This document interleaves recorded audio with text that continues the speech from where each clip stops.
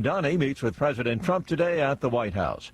We are starting to get details of the latest U.S. brokered Ukraine peace plan. It includes land concessions that the Ukrainians have so far rejected. Ukraine's military would be reduced by nearly a third, from roughly 880,000 troops to 600,000. The proposal would also prevent the future expansion of NATO and opens the door to lifting sanctions on Russia. The $100 billion in frozen Russian assets would be dedicated to rebuilding Ukraine. A side agreement aims to satisfy Ukrainian security concerns, declaring a future significant, deliberate, and sustained armed attack by Russia would be viewed as threatening the peace and security of the transatlantic community. Ben Thomas, Washington. The FAA says only 776 of the nearly 20,000 air traffic controllers and technicians who worked without pay during the shutdown will get bonuses, only those with perfect attendance. A number of workers called out of work as the shutdown dragged on longer than a month. Some of them got side jobs. Others weren't able to pay for child care because they weren't getting a check. Their absences forced delays at airports across the country, and some flights were cut. President Donald Trump suggested the bonuses for those who stayed on the job during the shutdown, and even suggested that air traffic controllers who missed work should be docked in pay. FAA officials have not publicly said anything about penalizing controllers. Donna Warder, Washington. St. Louis County Police say a knife-wielding man has been shot dead by an officer at St. Louis Lambert International Airport. On Wall Street this morning, the Dow futures up 267 points. NASDAQ futures ahead 140. More on these stories at townhall.com. We all hear the radio ads about the IRS. They tell you to be afraid, to be scared, and they try to frighten you into calling. I'm not here to do that. Tax Relief Advocates is different. TRA is here to tell you that if you owe money to the IRS, whether it's $5,000, $50,000, or $500,000, we have a solution. It doesn't matter if you're sitting in your car, at work, or with your kids. No matter where you are, call now. 800-575-2341. Don't lose hope. TRA can eliminate or reduce what you owe to the IRS. Generous programs are now available that can give you a fresh start. Our passion is taxes and helping individuals fix their IRS problems. We have over 1,000 five-star reviews on Google and an A+ with the Better Business Bureau. You don't need to be afraid of the IRS any longer. End your tax nightmare today by visiting us online at TRA.com or call 800-575-2341. That's 800-575-2341. Tax Relief Advocates, real solutions for real people. Under arrest in Thailand, an accused Russian hacker could face extradition to the United States. The suspected Russian hacker taken into custody on the Thai resort island of Phuket is wanted by the FBI on allegations he was behind cyber attacks on US and European government agencies, officials say. The suspect's name has not been released, but a Russian state-run news agency has identified him as Denis Obresko, a native of Stavropol, adding his relatives confirmed the November 6 arrest and will fight his extradition to the US. Thailand's Cybercrime Investigation Bureau said in a November 12 statement that it was an FBI tip that a world-class hacker was travelling to Thailand that led to his arrest in Phuket. In the raid, police seized laptop computers, mobile phones and digital wallets, adding that FBI officials were on hand for the arrest. I'm Charles de Ledesma. News and analysis at townhall.com. Longtime NFL coach Dave Toub answers President Trump's criticism of the league's new kickoff rule. Trump attended a game earlier this month and criticized the rules on the Pat McAfee show, calling them demeaning and unsafe. Toub, who has coached special teams for over 2 decades, pointedly dismissed Trump's comments on Thursday. He has no idea what's going on with the kickoff rule. So I'm going to take that for what it's worth. And I hope he hears it. The rules, made permanent this year, require the ball to be kicked from the 35-yard line, with players waiting at the 40 until the ball is touched or lands. I'm Geffen Coolball. Law enforcement leaders in Charlotte, North Carolina say a federal immigration crackdown centered around the city appears to be tapering off. However, a Homeland Security official insists the operation will continue, saying that the operation is not over and will not be ending any time in the near future.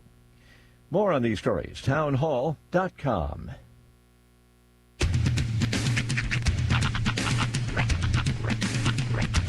What in the wide, wide world of sports is going on here? I promise you, whatever scum did this, not one man on this force will rest for 1 minute until he's behind bars. Now let's grab a bite to eat. Yeah, come on. I feel the hot wind on my shoulder and the touch of a world that is older. I hit the switch and check the number. I leave it on and then I slumber. I hear the rhythm ringing through it. Flamenco guitar and cumbia music. I hear the talking of the DJ. The devil witch and what does he say? I'm on a Mexican radio. I'm on a Mexican radio. Broadcasting live from high atop the J.P. White Building in downtown Roswell, New Mexico. It's Mornings with Mike Winters on 106.5 Roswell's Talk FM. Is that what I sound like when I talk? Now, here's your host, Mike Winters. And good morning, one and all. Welcome to Mornings with Mike Winters. I am he. That would be me. Happy Friday, everybody. And a Friday leading into a holiday week. Yes. Kids are very joyful today, I'm sure. A friend of mine, my friend Misty, sent me this meme last night that really made me laugh. It's like, these kids about to get a week off of school for a dinner they're not even going to eat. And I'm like, oh my God, that's my daughter. She's like, my mom's going to make me something. I'm curious. Now, she is in the other room here. Yeah. Oh, no, she's right there. What Thanksgiving foods will Rhiannon eat on Thanksgiving? Well, let's find out. Rhiannon. Ooh, let's put her on the Come radio. here. Johnny on the spot. Sit down. All right. Meet Sean's daughter, This is everybody. my daughter, Rhiannon. Rhiannon, hi there. Get you set up on the mic here. There you go. You don't have to eat it, just talking to it. So we were talking about Thanksgiving dinner. Yeah. Now, I know you're not one who traditionally eats much Thanksgiving food. What? I know I was screaming there, wasn't I? Yeah. Well, no. It was the music. Yeah. I was talking over music that she can't hear. What on the Thanksgiving table would you be willing to eat? Well, my mom said before she went to Albuquerque that she would eat like pizza or maybe pizza. Right. We know what you Frozen will pizza. eat. I'm sure that mom will make you a frozen pizza. But on the Thanksgiving table, what would you be willing to try? Like turkey, stuffing, mac and cheese. Probably like the original mac and cheese. Okay. Blue Box, we're talking like Kraft mac and cheese. Yeah, Kraft mac and cheese. Fair. Okay. Do you like mashed potatoes? Yeah, I kind of do. Like anything potato. You have a starch thing. Okay. Turkey. I don't know if you ever actually tried turkey before. Have you ever had turkey? When I was little, Yeah, yes, when you were I very did. little. It's kind of like Little. chicken, like a chicken nugget, sort of. Yeah. Kind of like it. She liked corn for a quick minute, but your favorite vegetable is? Peas. Okay. Weirdly, she loves peas. Have you tried sweet potato before? No. Oh, it's so good. It's like potato, but it's sweet. It's even in the name. And if they do it right, they put marshmallows and stuff on That's it. right. Now your dad's a big cranberry sauce guy. Yep. Do you like cranberry sauce? I like cranberry sauce. Do you really? Do you? Like. All right, I want your mom to send me a picture of you trying a little bit. That's all. Just a little Okay, bit. I'll just try something on it. It's tart, but it's sweet. Now, he likes the kind straight out the can that looks like a big Jell-O. Yeah. It comes out in the shape of the can that it's in. Yeah, that's the sweet spot. It even for has me. the dents in the can. Like, Although I gotta say, I might get some fresh cranberries because I really want to try. Have you seen the cranberry trend that's been going I on? don't think I have. No. Okay, so what you do is you take fresh cranberries, you soak them in orange juice and like Sprite or some type of soda. Okay. And then you, I'm trying to remember if it's you set them overnight, then you put them on a sheet, you get powdered sugar in like a bowl, and you coat them in powdered sugar. Okay. And you're supposed to, I think, freeze them, I believe. Okay. Or put them in the refrigerator, or maybe it's baked first, then the refrigerator. I'm not sure, but they come out and they're like hard. Okay. To where like you bite into them and they like crack. Is it almost like a candy at that Kinda. point? It turns into almost like a cranberry candy. Okay. But it's a huge trend online, and I really want to try it. So All right. probably get some fresh cranberries just to do that. But All I think of when I hear that is diabetes. That's the best part. The dessert table. Speaking of which, I know you're not much for desserts because pull back of the curtain when like we have cupcakes at birthday parties, she'll eat the frosting. but not the cake part. Not usually. Okay. What do you feel about pies? Where are you on pies? Like I don't try pies. Like at the party that I had at my school on Wednesday, this Wednesday actually, they had pumpkin pies there, but I didn't want to eat dessert because it will probably be too sweet. Do you like nuts, like pecans? Like, would you try a pecan pie? No, but Talleyrand did bring pecan pie for the other students. Okay. Because I'm not a pumpkin pie person myself, but I'll eat some pecan pie now. I will murder a pecan pie. I mean, honestly, I'm not huge on pumpkin either, but although in a pinch. My absolute is the chocolate pecan pie. That's the 10-10. I like a pecan pie, but the chocolate pecan, I think, over the top. I think I got burned out on that. Really? A couple of years ago when it was like all the rage, I think I kind of got burned out on the chocolate pecan pie. Come on into my crib. I welcome that every time. See, this is where I get weird, especially with like holiday, because it's not a holiday pie, but cherry pie is my one seed. You know what? How I feel, this is, for me, see, that was my father. For me, that's blueberry pie. You know what? I do like. I won't kick a blueberry pie out of bed. I feel that way about a blueberry pie. I'll eat that anytime, any dessert. That's always a perfect. Like you want to put out a blueberry pie on Thanksgiving, I will terrorize. They're just not that common around here. I love a blueberry you're pie. more apt to see a mixed berry pie than you are to see a blueberry pie. I grew up. Well, this is my grandmother, and I told about that. Bless you. I told my grandmother, my father's mother. They grew up upstate New York, and we used to go up there 2 weeks every summer. I've told these stories. Yeah. But she had a blueberry bush in her backyard, and she always picked the blueberries and always had blueberry muffins on Sunday, fresh from the bush, and there was a whole thing. And so I've always had a soft spot for blueberry muffins, blueberry. That's just because I think of but blueberry pie is my absolute favorite of fruit pies. Blueberry is a warm blanket kind of fruit because it does tend to be like, that. Cherry is more like a zing for me. It's more like the tart. I do like a cherry, but cherry feels like blueberry's slightly more dangerous older brother. The one that carries a switchblade, but it's actually a comb. It's the mullet. It's the mullet of pies. Oh, it's business up front. You're gonna pay for it in the back end. All right. That's fun. But I do like a cherry. But pie. I think the thing you're most excited about is the week off of school, right? Yeah, because Auntie Shelley's there with us because of what happened in Minnesota. And because you're with Mom this week, you don't have to wake up before the butt crack of dawn, so I can take you to Mom's house. You get to sleep in. That's bonus. What's up? Nice. Good job. So, all right, we'll go out there. Wait, give you a couple more minutes, and then enjoy your holiday, Rhiannon. Get started early and go ahead and sleep in. See you guys later. Try the turkey. Okay, I will. All right. Do that. And we need a picture of you with the cranberry. Okay. Proof of life. Proof of concept. That was Rhiannon, everybody. Yes. So she's a trip. So let me give you the rundown. Oh, yes. We do. We're gonna replay an interview this hour. We had Amy McVeigh-Tejas join us in studio yesterday talking about the Holiday with Friends event tomorrow. At the archives facility there. So we talked with her, the first part, and then we got John LeMay on the phone, author, and talking about his new book as well. So it's a two-parter. So because to switch over to the phone and bring John on, we took a commercial break. So we did it in two parts. So are you going to do like the fade out, fade in thing? Well, no, it's actually separated by their own. So I'll just go and play our normal break and then bring up part two. So. Okay. And no fancy editing tricks for you. No. This is level 2 radioing. That's fair. Radio 2, level 2 radioing. As long as you know how to use the space bar, you can make it pretty far in radio. Yeah. Although this space bar does so many things now. That's true. Actually, it does nothing. I don't have to touch the space bar now. It does everything and yet nothing. Yeah. Actually, to be honest, it's all mouse pointing on this one. No space bar to be had. You know what I was thinking about something? That mouse, there's no cord. It is. This is a cordless mouse. Why don't you just move it over there? Because it'll be in the way over here. Because I'll bump it and do everything. So I try to do this. That's fair. Yeah. I noticed that you're eventually going to blow out this side from reaching. Yeah. And well, I don't want you to. I don't want you to get like some kind of thrombo. The metatarsal and you're up a dorsimus. You're up a cosimus.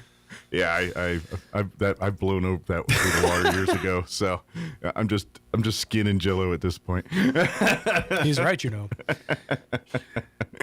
But so we're gonna play that in the 8 o'clock hour. We're gonna have Chaves County Sheriff's Department, maybe the sheriff, maybe Charles, maybe one of his deputies. But anyway, they'll join us in the 8 o'clock hour, give us an update there. And then we're going to replay our interview we had with Katie Wright from the Chaves County Extension Office in the 9 o'clock hour, talking about signups for classes in the new year, the diabetes prevention class, and some of their extension clubs and 4-H. Yes. Or how I like to say it, faux-H. All them H's. Yes. And then we'll have all of your other features, include the newses and all that. Don't forget, high school football playoffs tomorrow. We procured video, so you're going to have live streaming video, and you can hear it right here on the radio on 106.5 Roswell's Talk FM as your Roswell Coyotes travel to Gadsden to take on the Panthers. I know you're thinking, wait a minute, Roswell's a 2 seed, Gadsden's a 6 seed. Why are they going to Gadsden? Because it's the semifinals, and when it goes on who gets the home game, it's based on who owes who from the last time these two played in the playoffs. Which means last time these two teams played, it was here. So now they go to Gadsden. So that game will be in Gadsden. Kickoff is at 2 o'clock on Saturday. Pregame will start at 1 o'clock. Like I said, you could hear it right here on 106.5 Roswell's Talk FM, and we were able to procure it so you can watch live streaming video of the game on our website, ksvptv.com, in the Roswell Coyote channel. We also will have for you the other side of the playoff bracket for 5A football. The Artesia Bulldogs travel to Lovington. That's a 1 in the Artesia versus a 3 with Lovington. Again, Lovington, last time they played in Artesia. Therefore, this game will be in Lovington. That game will take place at 1 p.m. on Saturday. Tomorrow, we will have that game for you, audio only, on our sister station, 990 AM KSVP, or the FM translator if you're in the Artesia area, 93.7. Most of you, if you want to check it out here, your best bet. We also have live streaming video of that game. Go to ksvptv.com. Click on the Artesia Bulldog channel. You'll find it all there. So we got you covered for playoff football here tomorrow for both big games. And we will have the championship game for you next Saturday if one or both of our teams make it to that game there. That will be audio only. We will not be able to carry video for that one, unfortunately. All right, 7:17, let's get you up to date on the weather. I'm meteorologist Steve Hamilton with your Pecos Valley weather. Another round of rain coming up Saturday night and Sunday, but things look pretty good today. Mid to upper 60s, and we should get plenty of sunshine. Overnight will be clear, lows in the mid-30s, and then plenty of sun on Saturday. It looks like we'll stay in the mid-60s. Our next storm system rolling in with some showers and thunderstorms on Saturday night. Scattered showers and thunderstorms on Sunday. I'm meteorologist Steve Hamilton, and that's your latest forecast. Thank you, Steve. Currently 37 degrees here in Roswell. Humidity is at 89% with winds out of the west at 7 miles per hour. Expect cooler temps, 60s for the foreseeable future here. Maybe dipping into the 50s a little bit next week. But today, expect sunny skies, 66 for a high. Southwest winds at around 5 miles per hour. Skies will be clear tonight with an overnight low of 35 degrees. Winds will be calm.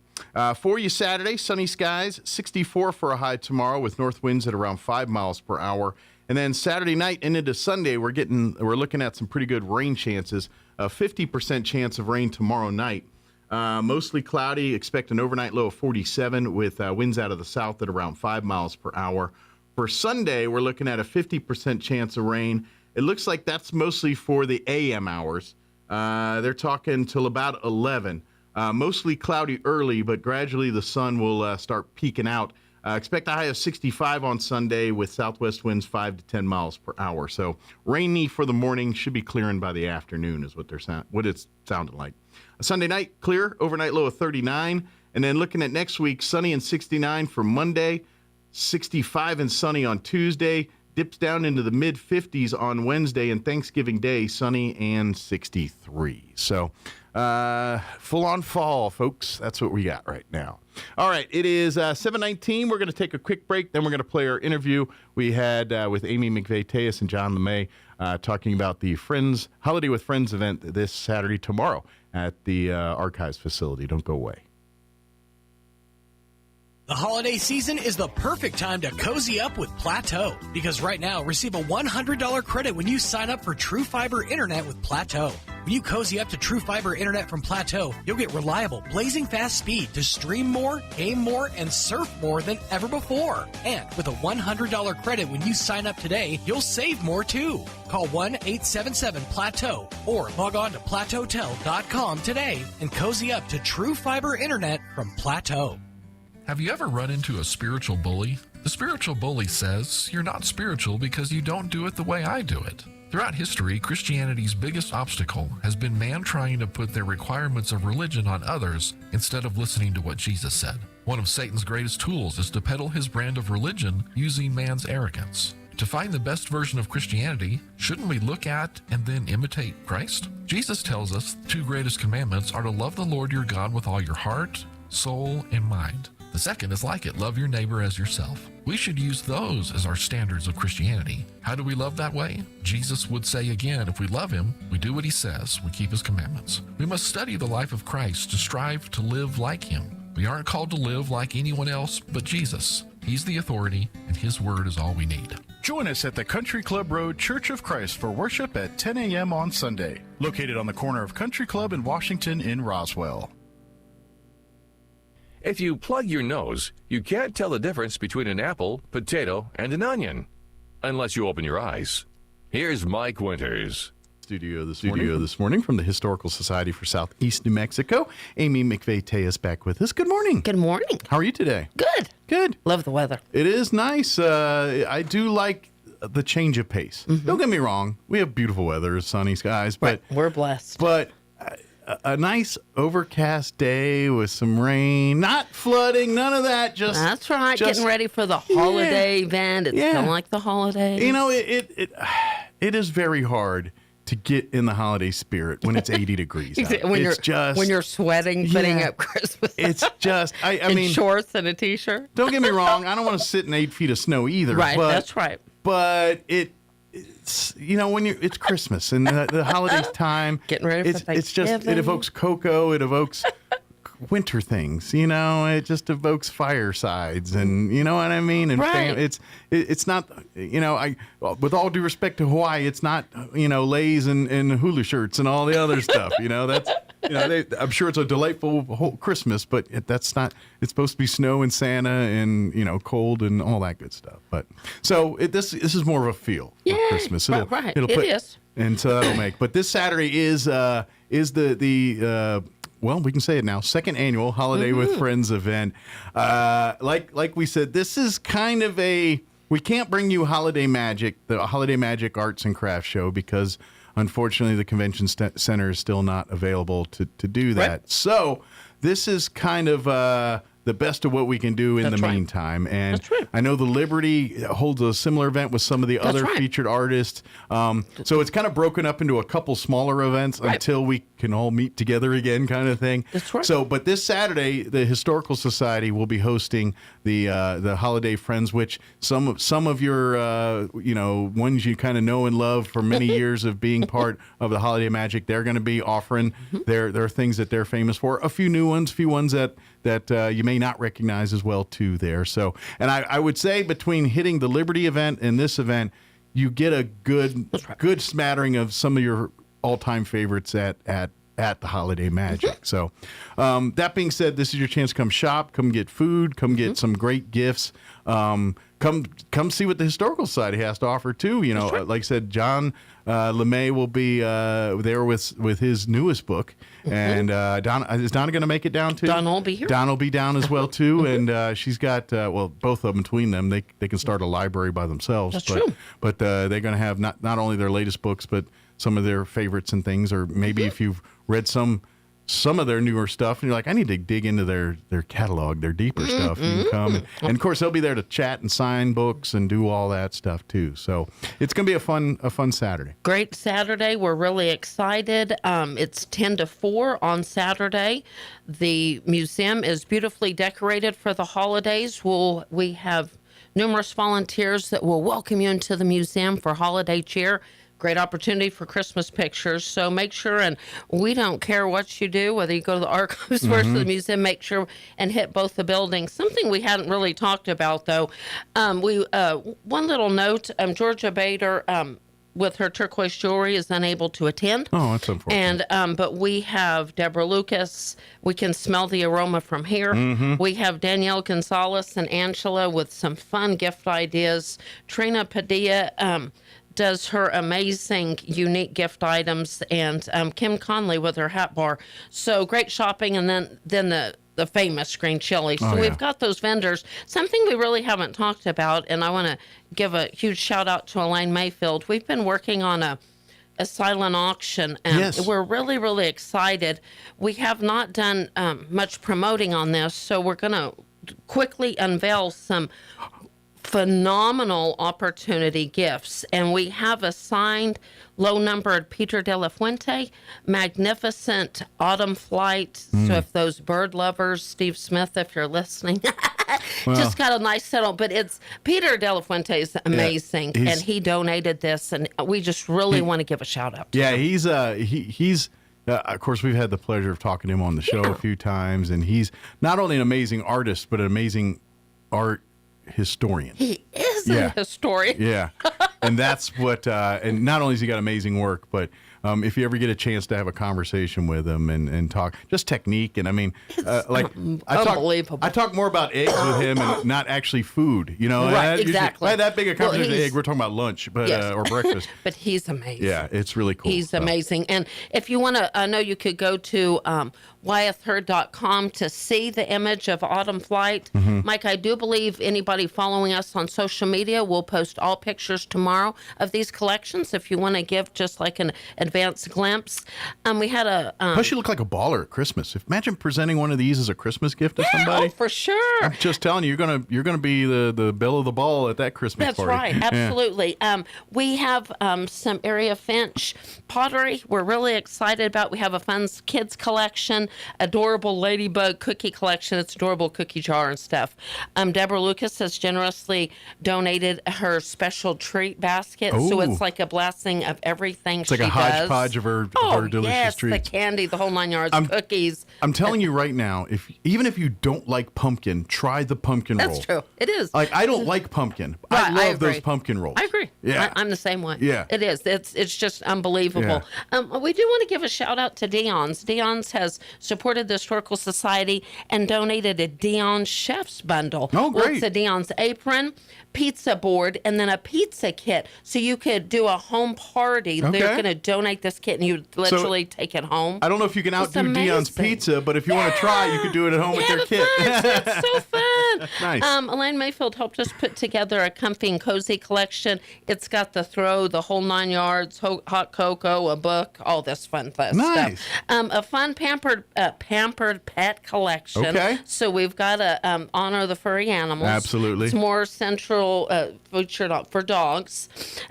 We do want to show love dogs. to... Let's at the end of the day, as a guy that owns dogs and cats, dogs are generally more appreciative of those kind of gifts than a cat. The cat does appreciate it, but you'll never find out till days later. Well, and to know Stacy Roach and Elaine Mayfield, they love animals. Yeah. So it's not just chintzy pet stuff. No, it's really nice. As a spoiler of animals and pets myself, right. I know the id. Yeah, it's upgraded. It's not baseline. I have more cat toys in my house that for no earthly reason. They're just there because I saw it as ooh, that cat would like that. So cute. So it's so packed full. I couldn't see everything. Yeah. Shout out to Roswell Livestock. They jumped on board and donated an elegant lady collection. Oh, great. Beautiful handbag, beautiful tote. Okay. And then the cosmetic bag, beautiful. So, fellas. Yes. Oh, yes. Great Christmas gift right there. Yes. All one package ready to roll. And let me say this for people listening, Bob, if you're listening, you know who you are. y'all have done your Christmas shopping, and this is the way I roll. You know how I roll, Mike. Mm-hmm. If you purchase something online, or if you say, Amy, send us a picture, I can't be there, but I'll bid on something, we will hands down gift wrap it and deliver it. That's right. Yes, we've done that, and yes, it will be the prettiest package under the tree. So that it's just provided. Amy's way more creative than anybody I know in making a gift. Rest assured, if we put that package under the tree, your lady is going to be real excited. So I will do that. I'm going to try to convince Amy to do the rest of my Christmas gifts too. hey, let's talk after. Anything for the Stork Society. A fundraiser, let's upgrade that. Even if it's a little gift, we're going to make it look 10 times greater. Exactly. Oh, we can do that. Something else we did is Holiday with Friends collection. So all of our vendors donated something. Oh, great. And it's amazing. Excellent. I love it. So Angela Strang, everybody. It's kind of just like Holiday with Friends in a basket. That's it's got great. something for from I'm going to call that, because this could be a slippery slope. You could call that the basket of regret, because you win that basket and then you're like, wait a minute, I didn't realize how good this green chili stuff was. Oh, that's now you got to wait another year to get some more. That is true. So you've got the hot and the mild, and you can give one, keep one, all this stuff. You can it might keep be like some. Things you might have missed at this year's. If you love hats, like Kim Conley made a Merry Christmas trucker hat. Cool. Oh, it's so cool. It's so cool. Yeah, awesome. Honey Depot, shout out to Honey Depot and Artesia. They jumped on board, and it's a huge stackable Merry Christmas. Like, all of our ladies would love it. You could put it outside or inside. Really cool little thing. We've got a Big R gift card. Huge shout out to Peppers. They donated a gift card. And then Roswell Livestock donated a gift card. So shout out to Roswell Livestock. They've donated multiple things. Excellent. And a beautiful turquoise bracelet. So we will, by tomorrow afternoon, you can go, we will follow us on Facebook or social media for pictures of these collections. If anybody's listening and says, Amy, I'd really like to see a picture of something right away, text me at 575-915-4471. We'll get you pictures right away. Perfect. This is just a fun way to support the Historical Society. A portion of this silent auction fundraiser will go to our educational programs. Okay.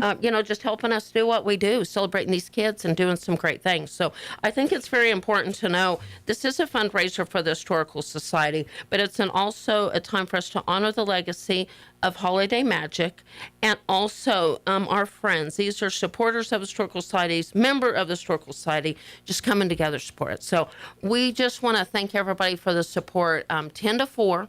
Even if you have a bit, just come in. Oh, and we didn't mention one of the other favorite things, because I know way to your heart is the food. But, Mike, when you open that archive store, you're going to smell our hot cider. Oh, and good. boom, boom. So, if you have the cider and then you grab a cookie and fun things like Absolutely. that. So, and please remember to purchase enough so some gets home, too. Right, you can't just purchase one cookie or whatever. Yeah. It's so true. That is true. Sharing is caring, so you need to do that. Before I forget, blood drive. If you're listening, what a greater gift than to give blood, save a life. So our last blood drive is Tuesday, December the 2nd. Okay. Again, text me 575-915-4471. One thing I do want to mention, it's posted, times are a little bit. It is 12 to 4, not 11 to 3. Okay. If you need more information, 575-915-4471. I could totally schedule you. And I think we're filling up, and we've done a great job. But I just think it's a perfect time during the holidays to save a life and give the gift. Absolutely. That's kind of, and even if our blood drive's filled up, there's always one right around it. Please get, like you said, donate. That's always a good thing. Sure. I mean, obviously, we'd love to see you come to the Historical Society, but if our appointments do fill up, don't let that deter you. There's always events almost weekly going on at somewhere around town here. Yes. And then you get into a rotation where, depending on how you donate and everything, but I think it's generally every couple months you can go back and donate again. And thank you for mentioning that, Mike. Our goal for 2026, we already have all of our blood drives set up, and if you called me, we could set you up for the year, and then you are taken care of, so you don't have to do just what you just did. Yeah. When am I doing? No, we'll take care of that. One last thing, Mike, about community. Beacons of Hope. Community Kitchen, Harvest Ministries, Assurance Home, Poor Clare's Monastery. Can't forget them. They're beacons of hope during the holidays. We are collecting items to help support them. If you need more information, want to make a donation, we're going to give holiday blessings to all of them. It is not all about us, and our community is amazing, and we just were at the Community Kitchen. We love our family, and we're going to help and reach out. Yeah, and that's, don't forget, now that we are kind of getting into the holiday season, and it's one of those things that, it's the happiest time of the year, but also can be the roughest time. It sure could. And you know what? Don't forget the Poor Clare, they got the prayer line. Oh, yes. When things are lit, don't hesitate. That's what it's there for. Literally call it, and they'll pray with you, and they do it Mike, 24/7. They have a little gift store, and something you may not know. Yeah. My brother's favorite gift I ever gave him was a handmade wreath from the Poor Clares. Literally, if you go knock on the door, only during the hours, they have a little gift store. Yeah. You could get a little something. So, yes, it's just fun. But I think, when you do feel overwhelmed, yes. You know what? Yes. Give it a ring and let's see what. Goodness, yes. It might. Mike, last couple of times I've called, it's busy. People are calling. I mean, that's exactly. bad. You know what I mean? They're in the prayer business. Yes. Maybe we get them some more phone lines. Yes. Well, we were just at Harvest Ministries. Yeah. Just at community. These people are saving lives. They're just like Insurance Home. So you know what? If you have any information about anything, 622-8333 Museum. You need anything in the archive, 622-1176. RoswellMHistory.org or historydirector@outlook.com. Absolutely. And, of course, a couple of, and what we'll do here is here in a minute, I'm going to take a quick break, and then we're going to get John on the phone. Cool, because we have a really exciting announcement. Yes. But before we do that real quick, also don't forget, like you said, with the holidays here, don't forget that archives facility that you're going to come by and see on Saturday. If you have a Christmas get-together, if you have an office party or maybe a family event, and we can house, I think, up to 75, according to the fire marshal there. Give or take, depending on how you're doing. We do have a home-style kitchen if you need to heat up food and what have you there. So you can, if you want to have a meal and all that. Now, it's not a commercial kitchen. No. It's just a stove like your house and a refrigerator like your house. Right. But we got it there for you. And of course, that is a great way to support the Historical Society, but you have a great... We're selling herd prints. We're still collecting loose change. What else were memberships. The memberships are rolling on. It is that season at the end of the year, start of the year. That's kind of when everyone renews here. That's right. And, of course, those make great stocking They stuffers. do. If you want to get the gift of membership, you can be an individual, a couple, a family, a business or a nonprofit. There's various levels of sponsorship. And, obviously, the levels, the higher the level, the more perks you get. Okay, and I do have a challenge. We are fixing to get applications for New Mexico Youth Challenge Academy that will be graduating the second week in December. Okay. Those are some of the hardest decisions we make. Talk about impact, and if people wonder, what in the world is the Historical Society doing? We're impacting lives, and these kids of hope, we're connecting with them. If you are listening and would like to make a donation to impact another life, call the museum. We would be honored to notify that there is an additional scholarship. Talk about a Christmas gift, Mike. If you made a donation and said, I want it to impact lives, we are all in to impact as many lives as we can through scholarship. Absolutely. And I will tell you, when it gets that season when we're doing those scholarships, and I've never personally been on the part, but I know for a fact that the committees that go through that, the problem really is they're all worthy. There's so many. They are. It's really hard picking, who's more worthy when you read these stories and you read these essays, and they're all worthy. So I'm not going to lie, you're eliminating a couple of problems. You're helping more kids. That's but true. You're also you're helping a little bit with these folks that really go through that toll and decision. They're all deserving. That's right. But I know I've got to draw a line somewhere. When someone says, well, here's an additional $2,500. Well, and we want to remind people listening, too, that Youth Challenge helps us. They come and help us. So it's a working relationship. And we've been out there. I've preached with them on Sunday nights. I've spoken to them. I've talked to them. I've worked with them. Sure. We've all seen them doing their great things, honoring the flag at the parades and everything. Let's honor these kids as much as we could. Well, and it's reaching different kids from different perspective. Yes. Like we talk about some of our scholarships and things, and let's face it, those are kids that are either self-motivated or motivated through people and family where we get to Youth Challenge and things. These are kids that have taken a different path, and so they're learning the same values and they're just doing it through a different path. And so to me, that's why this is even, because now it's kind of showing, that same, hey, you work hard, that the goals are the same. And that's, just because you didn't come from the path that most people say is the way to go, doesn't mean you can't take a bite in that same opportunity. This is a really interesting class, Mike, because we had them all out on the bleachers, and shout out to Captain Martinez and Tanina Cisneros and Teresa Salyards and Miss Kirkham. But I'm telling you, Mike, the interesting difference is we're asking questions. Normally you get a couple of hands raised up. They're all immersed. They're all raising their hand. They're all asking questions. Yeah. It's a great class. So if you want to impact lives, talking about beacons of hope, we'd be remiss without mentioning organizations like the Mexico Youth Challenge. Absolutely. If you need any more information, call us at 622-8333. Can't thank all individuals that are helping make this possible. Absolutely. So let's do this. It is 8:44. Jocelyn, we're going to take a commercial break. Just keep this video, the stream going, and then what we'll do is we'll bring up John LeMay, author and Historical Society member as well. He'll join us here on the other side. We'll talk about his latest book, which I guess some of you will get first crack at this weekend here. The first opportunity. Absolutely. So quick commercial break.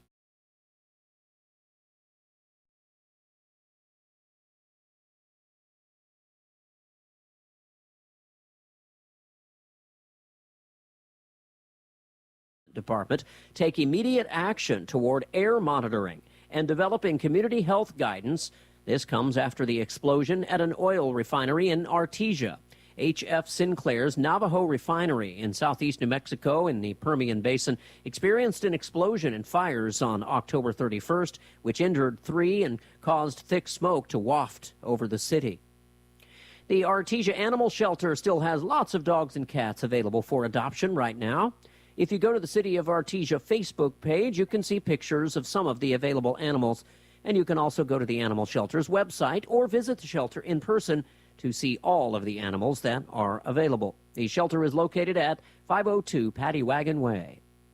Kelly Lee is now fired as Eastern New Mexico University's head football coach. The university making the announcement on its website this week. Lee had an overall record of 32 wins, 34 losses during 6 seasons leading the Greyhounds.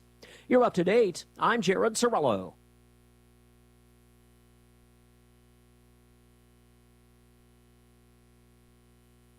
I'm meteorologist Steve Hamilton with your Pecos Valley weather. Another round of rain coming up Saturday night and Sunday, but things look pretty good today. Mid to upper 60s, and we should get plenty of sunshine. Overnight will be clear, lows in the mid 30s, and then plenty of sun on Saturday. It looks like we'll stay in the mid 60s. Our next storm system rolling in with some showers and thunderstorms on Saturday night. Scattered showers and thunderstorms on Sunday. I'm meteorologist Steve Hamilton, and that's your latest forecast. It's time for the Chaves County Sports Report. The semifinals are lined up in football, and it's all Saturday afternoon. Oh, if only you could be in more than one place at the same time. In Class 5A, the second-seeded Roswell Coyotes will be traveling to Anthony to take on fifth-seeded Gadsden. Saturday at 2 o'clock, Roswell's 8-3, Gadsden's 8-4.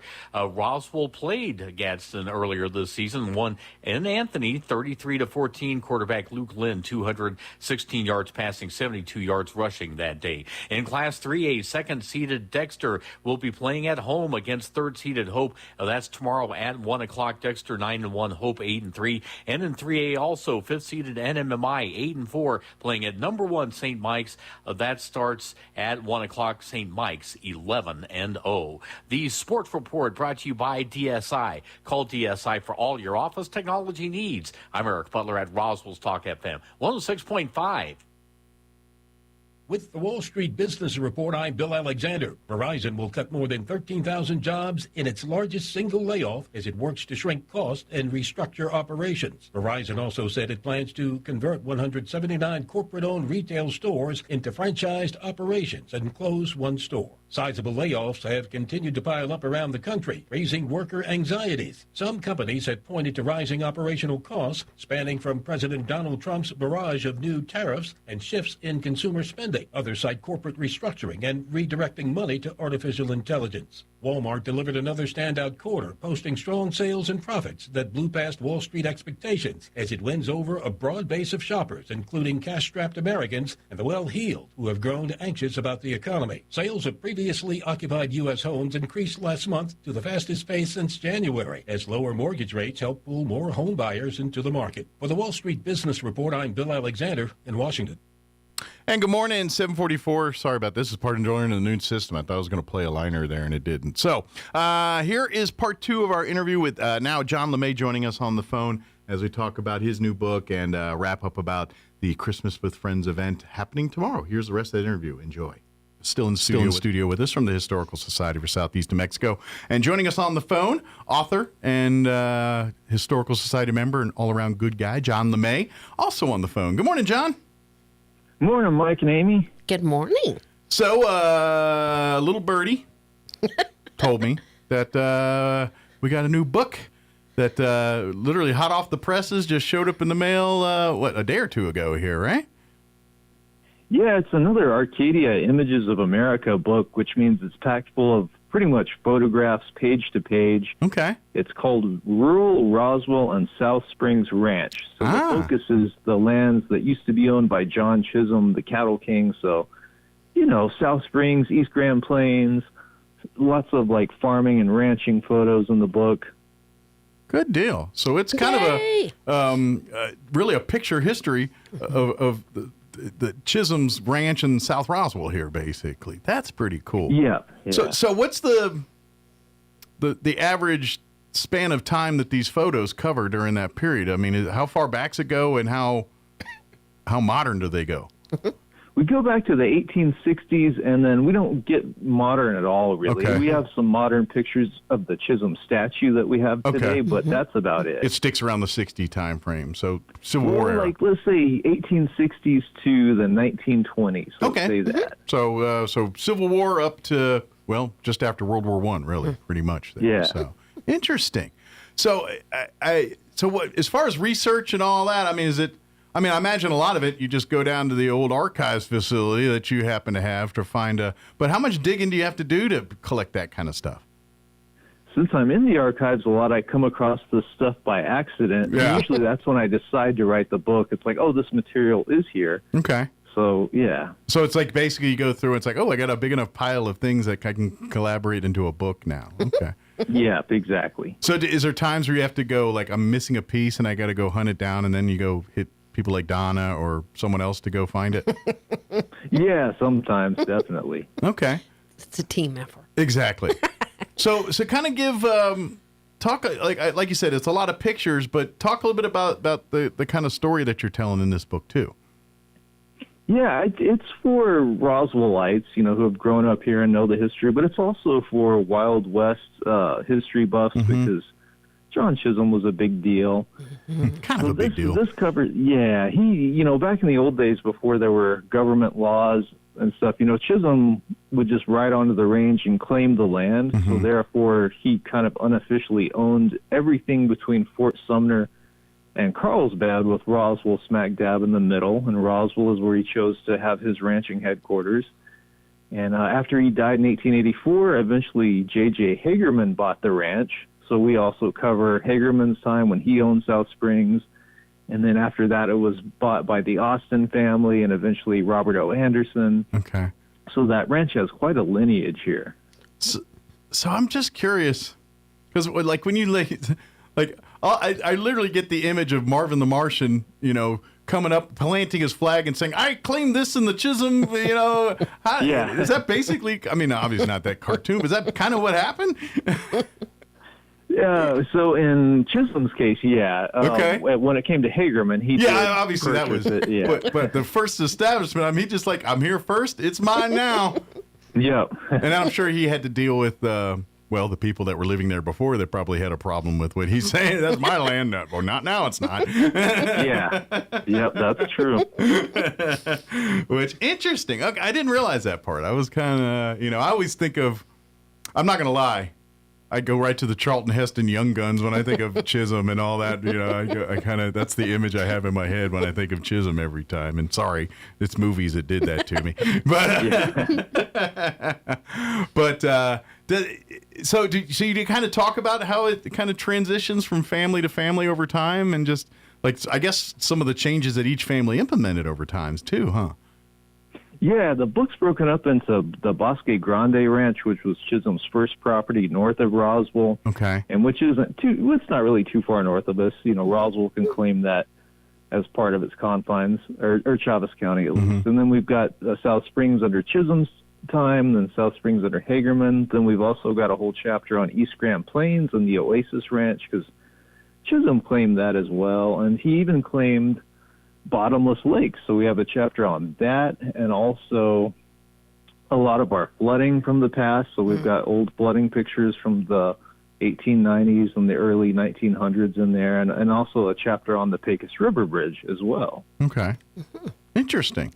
I'm just always curious, like, is his house, is that still around, or is that, I don't know, where he lived, is that any remnants of, like, the domicile he lived in still around, or is that all lost to history? No, it's all gone, and from what we can tell, it got torn down purely by accident. Okay. I didn't know if it was like an archaeological site at this point, and you can kind of go through it. Like, it should have been. Yeah. You know, almost like what you see in Lincoln with the lawyer's house. His name went right out of my head. You know what I'm talking about. Yeah, McSween, yeah. Yes, McSween, thank you. So, so how long does it take you to put this together? Like, is it, because I know you crank out books pretty quick, but I imagine, is this one that you're kind of like, it's an over time build that you're saying, all right, I'm gathering this stuff, and now you say, you know what, there's enough here. So it's a couple years of gathering, or is it like, no, it's just me going boom, boom, boom, and here it is. How does that process work for you? It was the latter in this case. Okay. We had all the photographs. They're all our photographs from our archive. So we just needed to scan them properly because they're real picky about image quality. Yeah. And I wrote it, but I also wrote it using the old notes of Elvis Fleming and Morgan Nelson, so you could say that they kind of wrote it too. And then our work study, Jacob, exactly, yeah. And Jacob Hardwick, our work study, did some of the captions as well. So it was a group effort, and that made it go by a lot more swiftly. Sure. That's got to be, does it get, like, I'm just curious, like, the sense, like, as you're going through it, and then do you get like as you go through the book and you're put it together, and do you kind of, like, do you know, like, the end game's going to be when it's done, or you kind of like, it's like, oh, man, and then as you get to finishing, you're like, hey, this is going to be better than I thought it was, you know? How does that evolution happen? Is it something you kind of know from the jump, that from the planning, or like you start a book and you're like, I don't know how this is going to turn out, and then by the end you're like, wow, that really worked out. How does that process happen for you? Yeah, evolution's the right word, because it changes a lot as you acquire the images and the information. And what you thought was one chapter, you split into two separate chapters, so that's pretty accurate. Okay. I think it's important to mention while we're talking about it is we have the beautiful bronzes in our timeline room honoring Chisholm and Hegerman too. So as you come to our event on Saturday, we're talking so much about history. Make sure that you just take a moment in our timeline area to celebrate the legacy put a of visual Chisholm to some of the Hegerman. names. Yeah, absolutely. Of course, John and Donna will be at the Holiday with Friends event on Saturday. I'm assuming will there be first copies of the book at the event on Saturday? So the important part of this little surprise call is we have a book. Oh, singular. A book. Okay. So the fleet hasn't come in yet. Yeah. So this is the Fear not, though, it'll be time for the holidays, I hope. So this is the pre-release, early release. Okay. So we're going to have a pre-sale list. Okay. But if you want to have your hands on the first copy. Number one, you go see John LeMay, and we'll take the highest bidder to claim the rights, and we'll be happy to take a picture and then celebrate the individual supporting the Historical Society that can claim the state claim on the Thank you, John. That's really your number one book. You're willing to basically auction off. I think it's technically his book, right, John? Right. We're auctioning off. Yeah, because the street date for this book is like January. Oh, so it's after Christmas. Like okay. That. Yeah. Okay. This is really a Merry Christmas from John LeMay. Somebody's going to get a book. So unless of course you can keep it for yourself, but if you have a real history buff reader, you'd be like, hey, I got you an advance copy, and you could big talk it up all you want, like, yeah, I knew the guy, and I did, make it sound like you went through all kinds of hoops to get this thing, but in essence, just be the highest bidder on Saturday, and it's yours here, and we won't tell how you did it, But we appreciate you doing this, John. See, yeah, absolutely.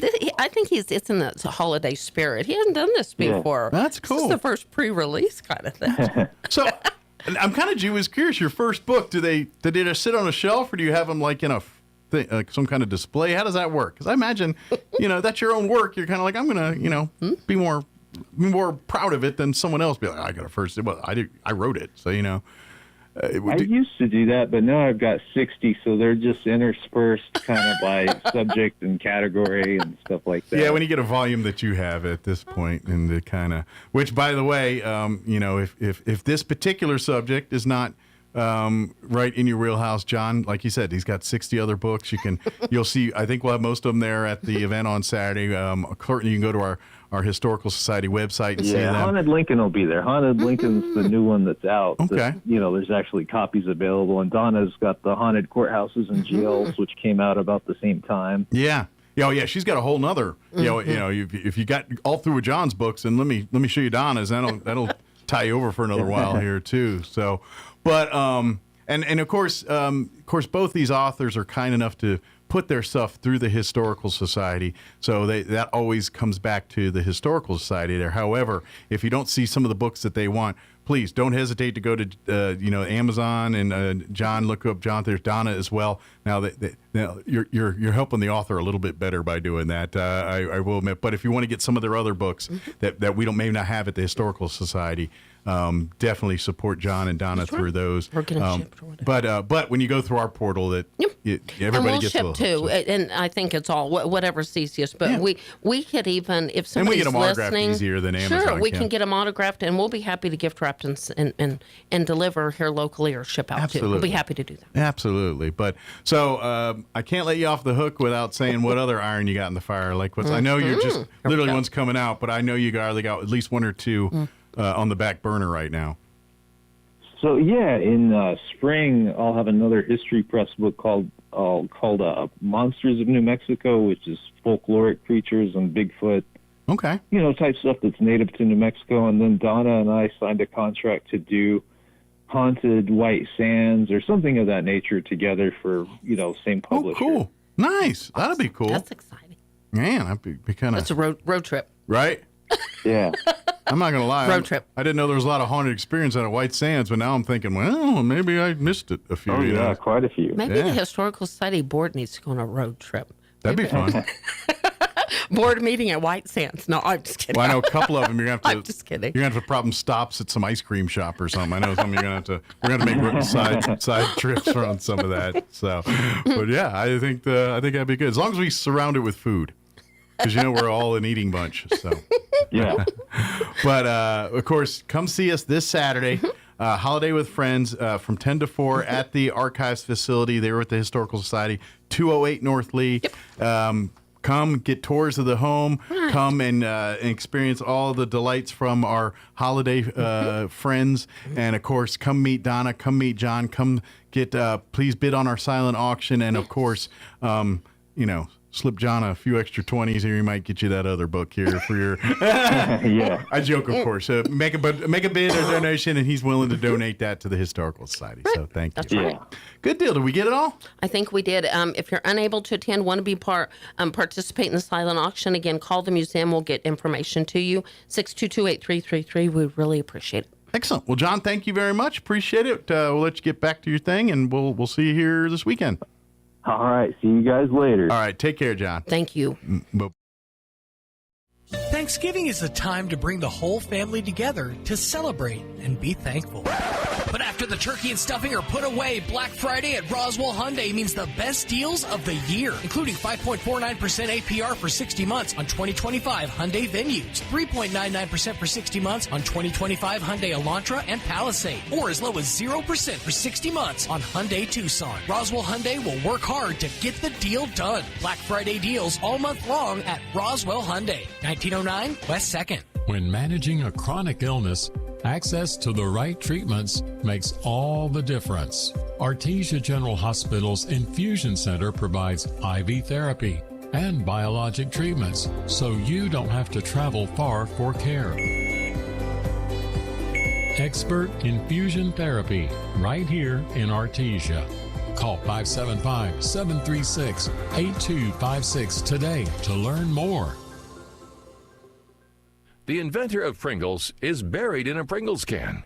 I wonder if they got their hands stuck putting him in there. Here's Mike Winters. And good morning. It is 7:59. Stay tuned next hour. Here about 8:15 or so, we'll have folks from the Chaves County Sheriff's Office join us. I don't know, might be the sheriff or undersheriff or one of his lieutenants, but we'll talk with them next hour.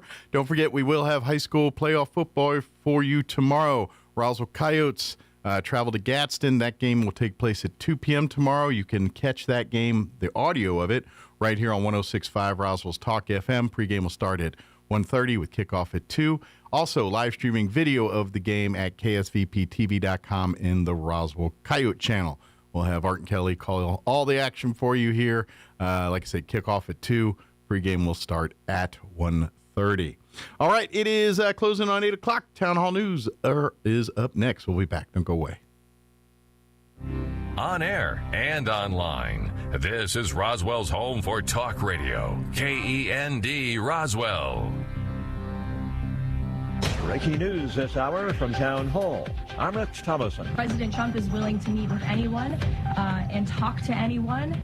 As White House Press Secretary Caroline Leavitt asked about today's White House meeting between President Trump and New York City Mayor-elect Zohran Mamdani. The president agreed to meet with Mamdani after the 34-year-old political newcomer won a stunning victory in New York City. His campaign heavily focused on affordability, and Mamdani plans to talk about that with the president.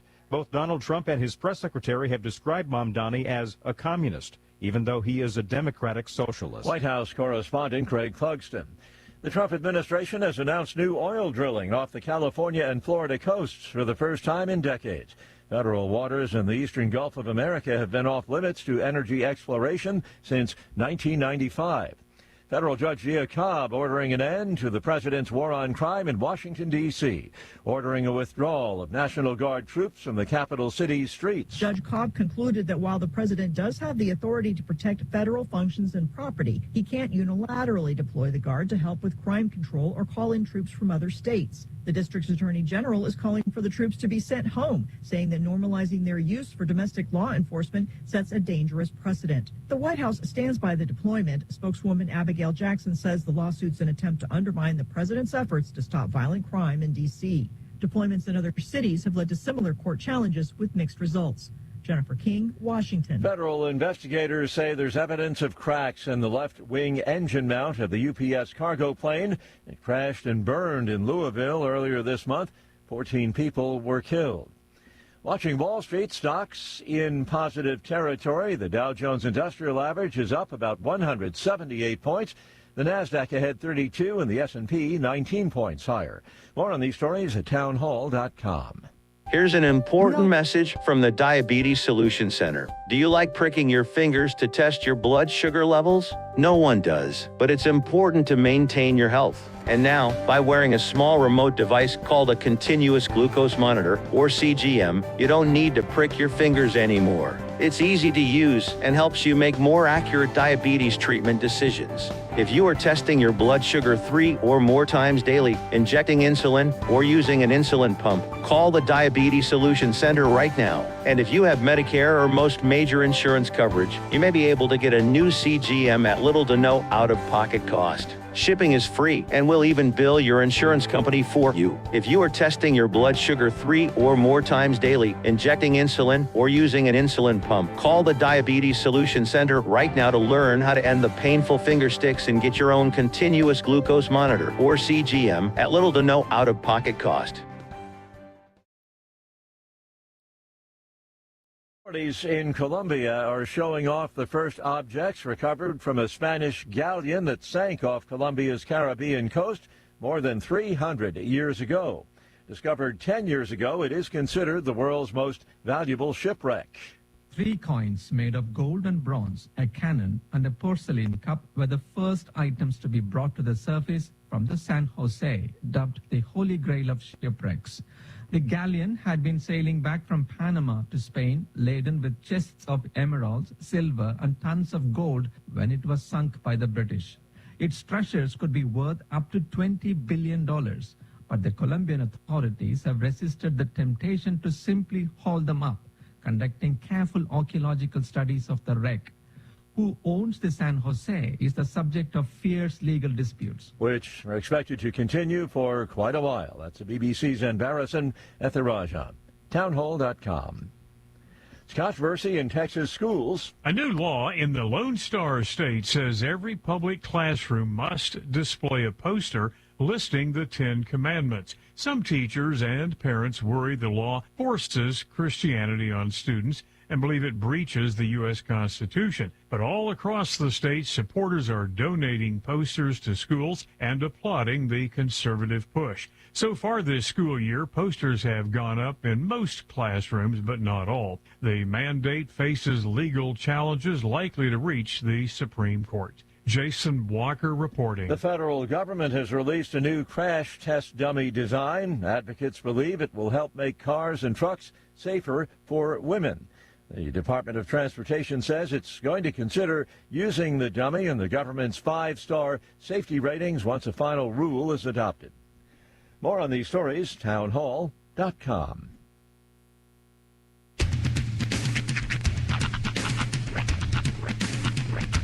What in the wide, wide world of sports is going on here? I promise you, whatever scum did this, not one man in this force will rest for 1 minute until he's behind bars.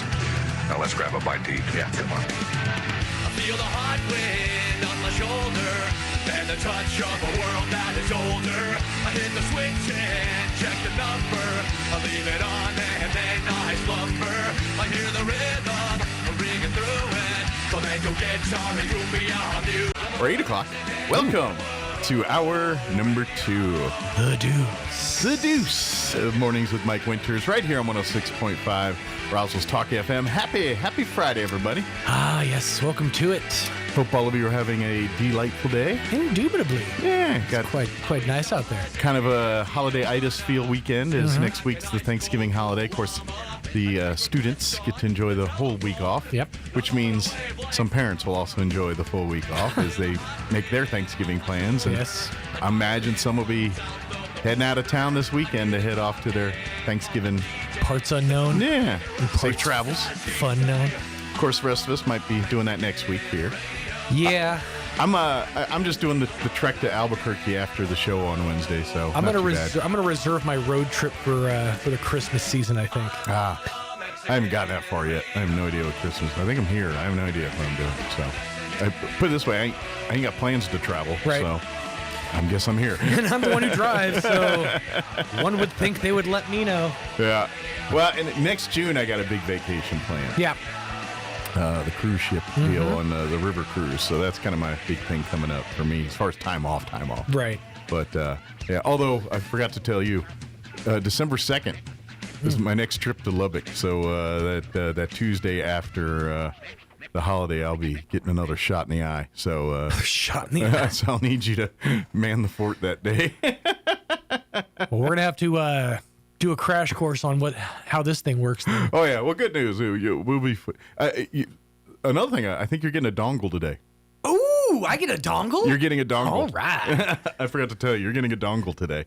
So you can start learning. Nice. You're going to be bequeathed a dongle. Ooh. It's a whole ceremony. It is. Like, I have to get on one knee. Yeah, it's a knighting. They tap the dongle on each shoulder. I'm presented with it. And then they got to do the dongle creed. Yeah. I state your name. You solemnly swear to utilize this dongle for good, not for evil. To communicate, to present the masses. Yeah, it's a whole thing. But, to communicate, to masticate, to and then we drink the celebrate. Then we drink the blood of an elephant. I'm just kidding. Which is weird because there's a whole process we have to go through. Gene's got a guy. Yeah. Who's your blood guy? Who's your blood guy? I'll make a phone call for you. I kid, of course. Yes. So, but happy Thanksgiving. But yeah, it's gonna be. I know I'm kind of. Today's the first day I am getting a little. Like he's like, oh, I got the weekend here. Of course, I got to play a football, but really next week is kind of. It's one of those things. As we get towards the end of the year, and I appreciate that the process stays the same. Sales just slowly goes, all right, we're done. Right. And then it just kind of just quiets down for a little bit until right around the end of January. And that's when things get back to chaotic again. When people start getting tax returns. That's when it gets fast and furious again. So, yeah, there will be a Christmas rush in December here. We'll get a rush of Christmas things. And then it really does peter out for a month there. Yep.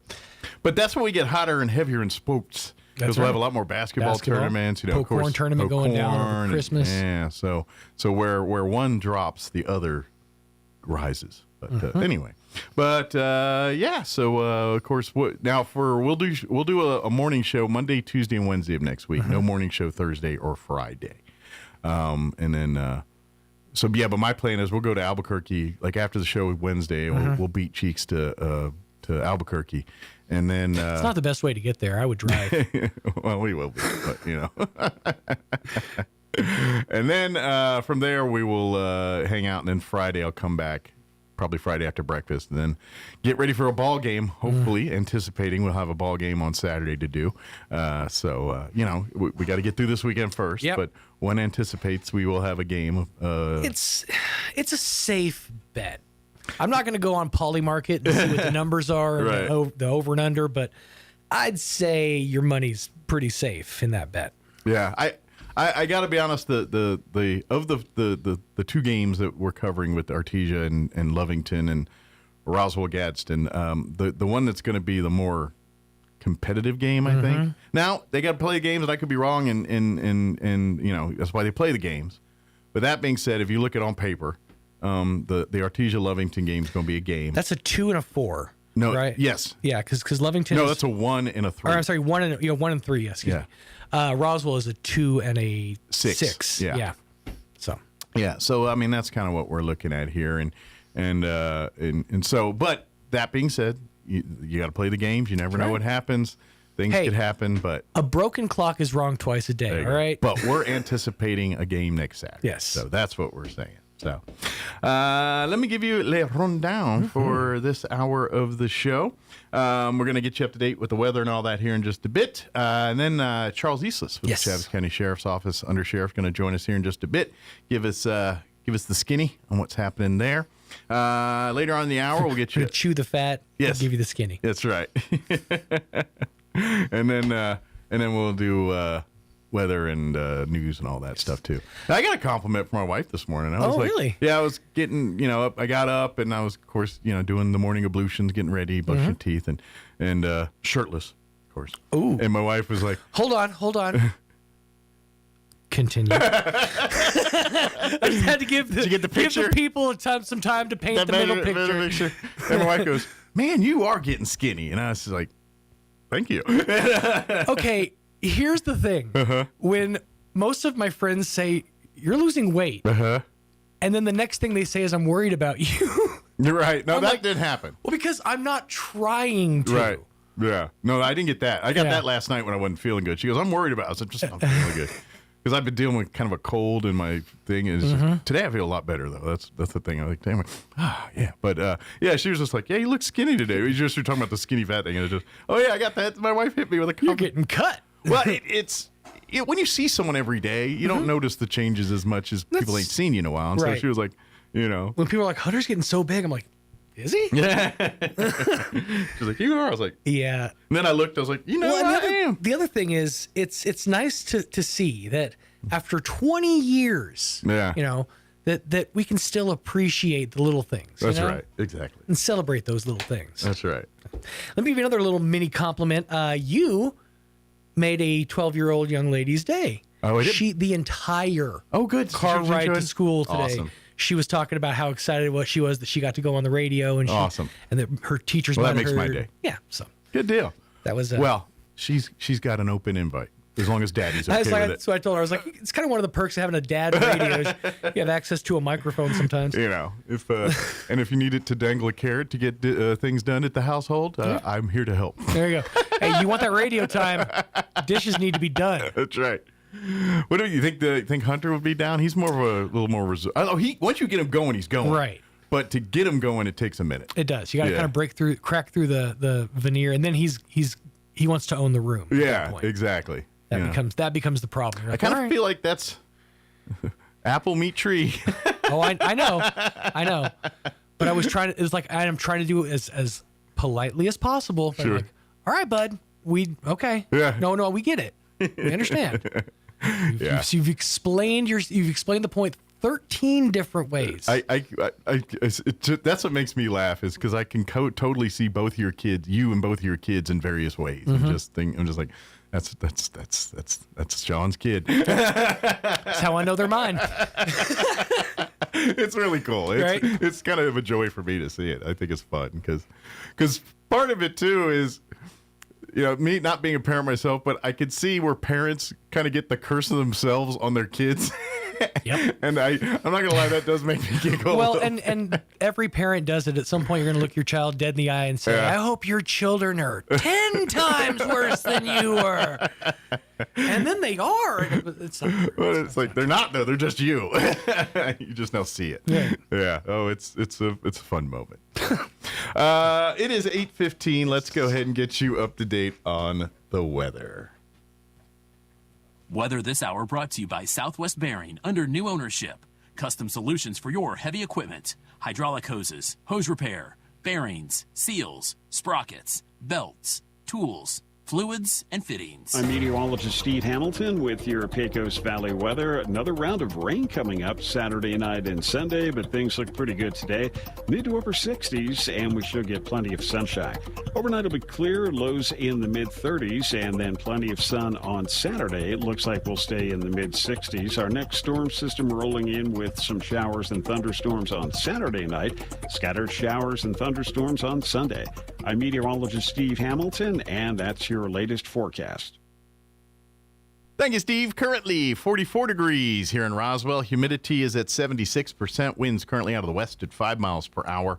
If you like full-on fall, that's what we full-on got. 66 and sunny today. Southwest winds at around 5 miles per hour. Clear tonight. Overnight low of 35 degrees. Winds will be calm. Saturday, during the day, sunny and 64. Winds will be out of the north at around 5 miles per hour. But tomorrow night, the rain chances roll in. We're looking at a 50% chance of showers. Mostly cloudy and an overnight low of 47. Winds will be out of the south at around 5 miles per hour. Sunday, rain in the morning, but clearing by the afternoon. A 50% chance of rain till about midday. Mostly cloudy early, then gradually becoming sunny. High of 65 with southwest winds at around 5 to 10 miles per hour. And then just kind of glance at next week. Monday, sunny and 69. Tuesday, sunny and 65. We dip into the 50s on Wednesday, 55 and sunny. And then Thanksgiving Day, sunny and 63. So that's about as fall as you can get in southeast New Mexico. I don't think you're going to see 80s for that anymore. I think it is New Mexico, and we might have one of those weird days, and then the next day it'll be 22. But I don't anticipate that. I think it's just regular fall temps now. All right, it is 8:17. We're going to take a quick commercial break, and then Charles Eastless, Undersheriff for the Sheriff's Department, going to join us here in just a few. Don't go away. This is Coach Lynn from the Roswell Coyotes, and let me tell you, Roswell Nissan's got a championship roster this season. Let's see what lineup we're working with. In at freshman, the Nissan Kicks, named best budget car, a solid starter that delivers big league value. Here comes your sophomore, the Rogue, crowned best compact SUV, dependable, versatile, and ready to take on the field. In at JV, the Pathfinder, a top safety pick award winner. This player protects your whole team. And the Varsity, the Powerhouse Armada, best in class SUV built for real strength and commanding performance. 20, 15, 10, 5, touchdown! Coyotes! Roswell Nissan's got 165 players in their lineup to choose from, and they're all ready to score big for you. With rates as low as 0% and no payments for 90 days, it's your time to get in the game. Looks like we're set for one heck of a season with this lineup, so come down to Roswell Nissan and join the winning team. Roswell Nissan, 2111 West 2nd. Visit Bush Appliance in Roswell to see the Whirlpool washer with 2 ways to wash, thanks to the 2-in-1 removable agitator. With a flexible capacity, so you can take the agitator out for bulky loads or keep it in for items like jeans. Shop now at Bush Appliance in Roswell and get twice the washer that you have at home. Who you gonna call? Bush Appliance in Roswell. Stop by 111 West Country Club in Roswell or call 575-622-6390. Thanksgiving season is here, and Roswell Honda is serving up the saving. Now through November 26th, find huge rebates and discounts across the lot for you to gobble up. Get 3.99% for 60 months on all 2026 Honda CR-V, CR-V Hybrid, or HR-V. 2.99% for 60 months on 2025 Honda Accord Hybrid, or at least the all-new 2026 Honda Civic Hybrid, just $269 a month for 36 months. Plus, get a free soda 12-pack just for stopping by, free pie with a qualified test drive, and a free turkey with purchase. All into savings at Roswell Honda, 2177 West 2nd. Some vehicles take you places. The Ford Bronco takes you everywhere. Where the pavement ends, the story begins. And the 2025 Ford Bronco is ready to lead the way. Right now, Carlsbad Ford has a big selection of Broncos on the lot, each one discounted with a special price for November. Plus, there's up to a $2,500 rebate on these rugged, adventure-ready Broncos. Don't wait. Come get the Bronco you've always wanted today at Carlsbad Ford on West Pierce and Carlsbad. The octopus and the squid both have 3 hearts. That's why they eat so many Tums. Here's Mike Winters. And good morning. It is 20 minutes after 8 o'clock, and joining us in studio this morning, Undersheriff for the Travis County Sheriff's Department, Charles Eastlis, back with us. Good morning, sir. How you doing? Good morning to you. Good morning to Travis County. How's life in your world this morning? It is busy, breakneck, but that's good. Yeah. Both good and bad. Absolutely. Of course, with the holiday week, I imagine it anytime holidays hit, no matter, really, it's a busy week for law enforcement. It just is. I think it's busy weeks all around, but with the holiday coming up, we have a lot of events, a lot of things coming up. We have teams that are going to be traveling. They're going to be leaving this weekend. And so, we want to wish them good luck and Absolutely. also safe travels. There's going to be a lot of people on the roadway making their way back home and things like that. I know it's a little early, but I know they're going to do a send-off for the Coyotes at like 6 in the morning. We will be there at 6 in the morning. Yeah, yes, I believe at the Wool Bowl. Yes, we've been coordinating that, and so we're really excited. They're headed to Anthony and are down in that area. Yes, so, Gadsden, going to the Gadsden game. Yeah. So we're gonna give them a good send off in the morning, and it's real important to let them know that they're going to be missed. Absolutely. And then get your behinds back. Well, get back safe, and then get ready for hopefully one more game next weekend. That's right. And with a lot of the traveling coming up next week, the schools are going to be out for the week. Which means probably some of the holiday travel will start this weekend for some families. I have no doubt. Yeah, absolutely. So just be careful on the roads out there. Yes. And I imagine you guys will be what you do during the holidays, doing the checkpoints and things. We're going to be running about saturation patrols and checkpoints. And it's not to cause a hindrance to anybody or their travels. It's to make sure that everybody stays safe. Everybody is going to wake up Friday morning. Even if it's in jail, you're still waking up Friday morning, and that's exactly what we're trying to make sure happens. Exactly. And so, and trust me, folks.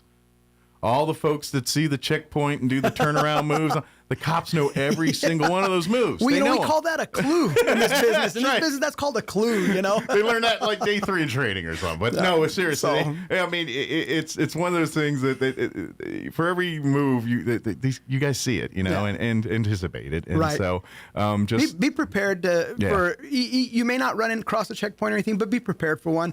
And the way you do that is make sure that you have your insurance information. You can have it electronically. Pull it up on your phone, screenshot it, keep it in your pictures of your phone.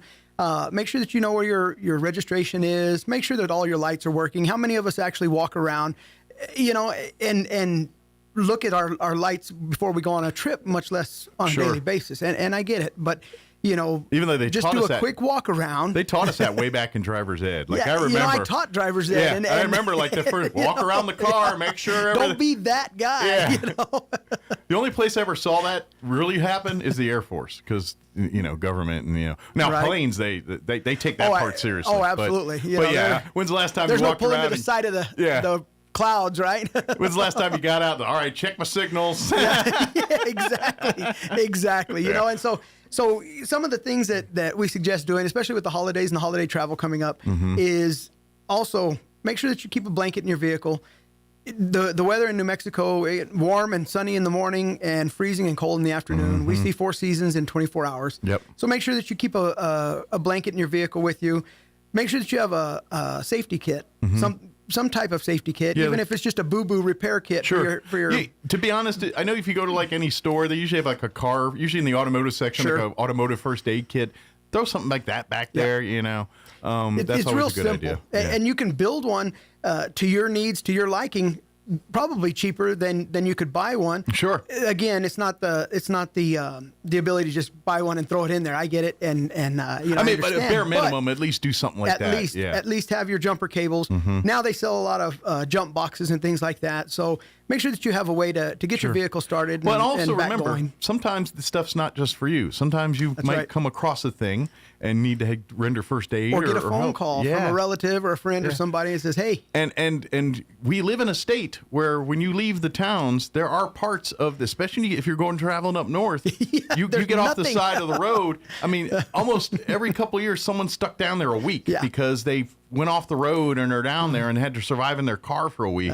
And so, keep a There's blanket. nothing there. Keep some water. Throw some snacks in there. You know, That's I mean, obviously, I wouldn't put big perishable things, but Sure. maybe keep some granola bars. Or you can go some to chips. you can or go to something. Walmart. You can go to these places and buy a case of crackers, cheese and crackers, or peanut butter and crackers, or beef jerky. Get a or case of something. water for $4, $5. Throw it in the back. It serves two purposes. One, it's for yourself, and two, for your vehicle. Absolutely. You might need the water for your vehicle. You might run across somebody else that might need water. You just never know. Water is life. Is life, absolutely. Absolutely. So it's just smart, especially if you're traveling and doing right. road tripping and anything like that. It's just it's just smart. But when it comes to the checkpoints and things, and obviously, if you're going to be drinking and then leave the driving to someone else. That's right. just it's too easy.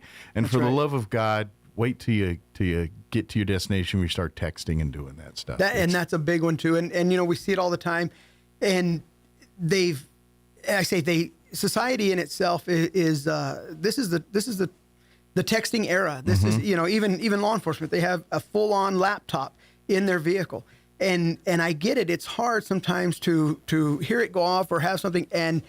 But we're never too busy to be to the end of our life. Sure. And so what I mean by that is slow down, pull over to the side, take care of what you need to take care of, because it's that split second. And you look up and all of a sudden there's a person, a vehicle, an animal, anything in the roadway. And it happens quick. It does. And this is something that I didn't even think about from a law enforcement perspective, because like you said, you got a lot more of bells and whistles going on in that car that they're giving on a given moment.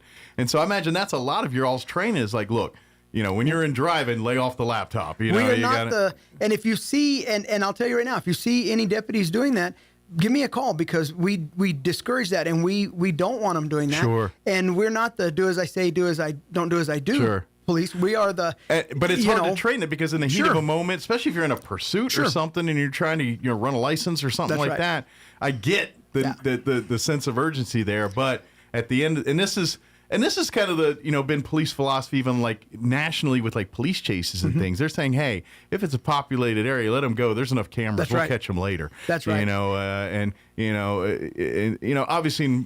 out in the county, more rural, where there's less people out there. But you guys exercise that same kind of caution. And if the juice ain't worth the squeeze, you'll call it off and say, hey, we'll let the cameras. You can't outrun a camera at this point. And I'll tell you right now, we have flock cameras that are set up around Chaves County, coming into Chaves County on the major highways, and we're going to be installing more. And they not only read license plates, but they take a picture of your vehicle. Now there are guidelines. We can't just go in and research people and see who's driving what just to do it. But if it comes back as a stolen vehicle, we'll get a text message. You got a probable cause or an email. situation, yeah. It'll notify the deputies. It'll notify all of us that a stolen vehicle just went through, and it takes a picture of it. It sends out a picture of it to everybody, or it says a stolen license plate, missing person, wanted felon, things such as that. And that has been a tremendous tool. And it's not any big secret. We want it to be known out there, because it's a deterrence. If you've committed a crime and you think you're coming to Roswell to hide out, don't do it. You're not going to be hiding long. That's right. And so it's one of those things where And to be honest, if people know that, they're less likely to do it. It's That's like, right. oh, shoot, if I do this, I'm going to be caught. You know, I mean, Sure. The eye in the sky is everywhere. Exactly. It is everywhere now. It is. And we have the license plate readers on our good, vehicles. bad, and indifferent. It is. If you see the deputies driving through parking lots, a lot of times you'll see them going through parking lots of hotels and things like that. They have license plate readers. We have them on our vehicles now. And so they can drive down and it's reading the license plates, and if it hits on a license plate that's been reported stolen or a person that's connected to a license plate that's been reported missing, a suspect or anything like that, it'll alert us. Nice. So it's just another tool. That's pretty good. Well, it's an amazing And I imagine tool. it's a lot of warrants have been served that way. They have. A lot of people that have been on the run are now getting caught by justice. And but this is kind of the point we're saying is just you keep your thing clean and do everything else. Another thing I know don't bring your stuff here. Yeah. You know, you will get caught. If you're a criminal, don't come here. Stay over there. We'll get you. Or That's come right. here and we'll get you a nice spot in the jail. And we'll get you back over there by transport. Right. Absolutely. But I imagine it even works on the bigger picture with the bigger federal drug trafficking, sex trafficking. I imagine because let's face it, just because where we're located in this geographically speaking, that's right. You know, a lot of drugs, a lot of the riffraff coming across the border runs right through our backyard here. And it's an amazing. The cameras, for example, are an amazing tool because it's not just set up here. There are thousands that it's linked to down in the patch, across Texas, across other states, across the United States, where we've gotten a hit for a license plate that was stolen out of Chicago, or New York, one of those two. Oh, wow. But so it not only does it tell you across the nation, but you can also pattern somebody. Okay. You can also see where the camera has picked that vehicle up and see their travel route. So you basically got a timeline of what they've been doing. Okay. So it's a tremendous tool. Absolutely. It's an amazing tool that the deputies and detectives are working with. And I imagine this could really almost eliminate the long kidnapping situation type deals. We would hope. You know, almost like make it harder for them to get away. That Gabby Petito story that was kind of out here about a year ago, and now it's on Netflix. Right. Like this technology probably could have stopped that. Well, weeks in advance. Well, they had him at one time. Yeah. And they let him go. And they let him go. But you just don't, just at that particular time, you didn't know what the totality was. But once, like if the parents report him missing or whatever, and that would have red flagged it a long time ago. And so that's kind of where we could see in the future these things come in handy. Yeah. This is today's technology. Are you kidding? I still have somebody set my watch for me. I'm yesterday's technology. Right. This is today's technology where it is. You got a big watch, and that's not even like an Apple Watch. It's just like a Timex jobber. This is my Casio G-Shock. Yes, it's like an Iron Man job. It'll tell me the barometric pressure and all these other things that when we're flying and whatnot. And I love that. That's impressive. Well, until you rub a raw spot on your hand here from the buttons and everything. I just appreciate because everybody's got a watch like that anymore. It's always an Apple Watch or a smartwatch. This is too fancy for me. See, my problem is I'm a lefty, and I wear it on, and so my watch is in my way. I never wear a watch, and once we got phones, I was like, I got someone's got the time on me now. I'm good. Well, now I can say this will give me everything, and why we were flying to a seminar last year, and being the nerd, I'm like that. Hey, we're right now at 31,000 feet. Why did anyone need to know that? I don't know. But to know. Yeah, exactly. Right. Conversation but started. It'll tell you. Yeah.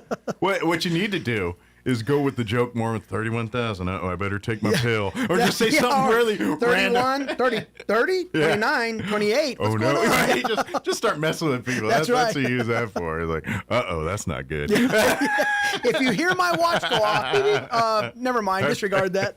Yeah, that's perfect. But yes, but please know we're out and about. And another thing, while we're talking about this before we move on here, is right after that we're going to be Black Friday, Christmas shopping, and all of that. Shopping, so don't forget crimes of opportunity. Yes. Property crimes are really tick up during this year. They're going to be lock your doors. Don't leave your packages in plain sight. Odds are if you do some of those things, because a lot of times they're just door checking. That's right. And if they get a jackpot, they're opening through and rummaging. So locking a door is 90% of the battle. So. That's right. I was invited to do a talk last week on exactly that. Mm-hmm. And I'll tell you, if you're interested in hearing about that, and you have a business or something, you can get a hold of me, 624-6500, or my cell phone, 575-840-3353. I don't keep it a secret or anything. But I'll tell you, it's important because that was exactly my talk.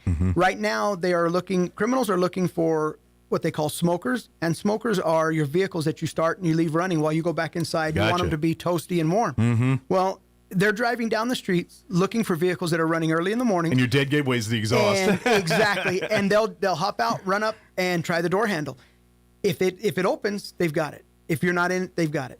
So be aware of that. If you're going to start your vehicle, make sure you lock it back up. And I know a lot of more modern conveniences have typically the remote starts. But if you don't have those things, lock your door and and then come back. It's really handy if you got an old school car that has a door key separate from the start key. Yeah, you remember those?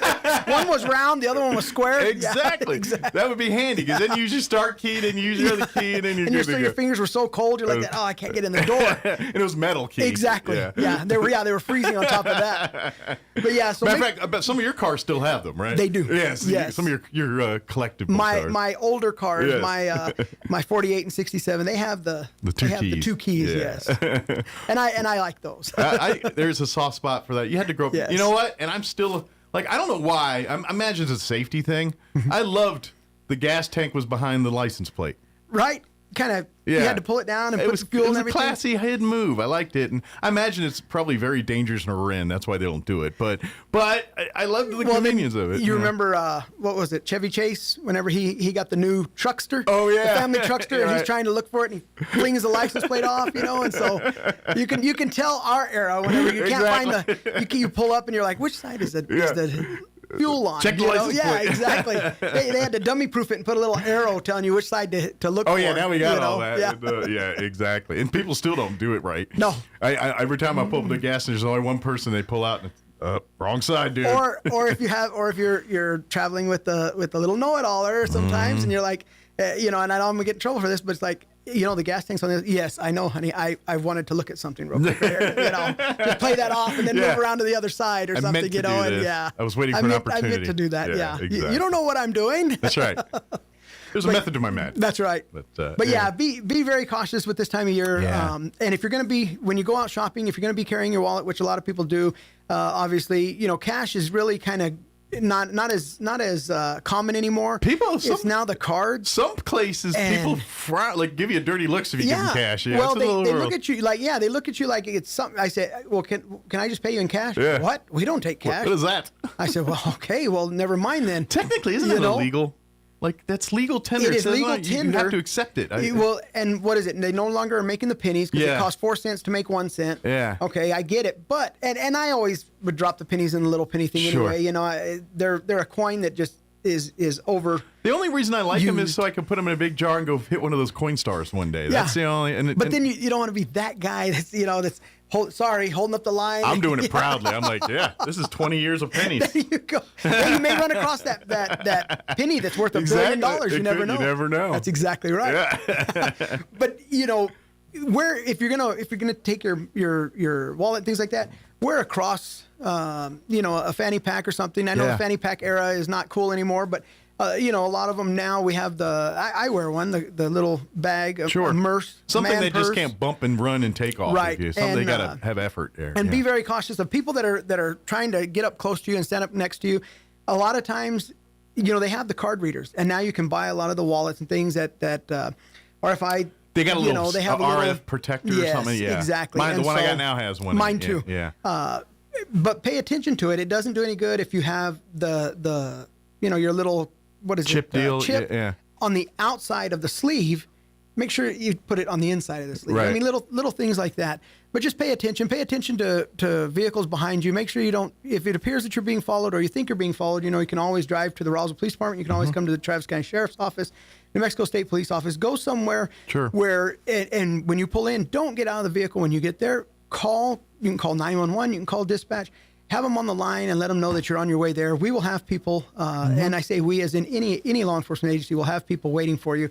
And if you're not near one of those places, major public places, that's right. Places with lots of traffic, lots of people, that's right. A lot of eyeballs. That's right. Your best bet. And another thing, keep in mind, we do not call. I'm sure you saw here recently. We do not call and tell you that you owe us money for missing court, missing jury duty, missing any of that stuff. That's all scam calls. That's a scam. It is a scam. And nobody needs your routing number and your account number to make sure that you have a legal account in order to give you $1 million. Yep. Okay? It's a scam. Anybody, Don't do it. Anything that they're asking for something that you a credit card number, drive If social you security won number, any of that, a raffle you didn't put in on, that's a scam. Yeah. That's a rule of thumb right there. Just don't do it.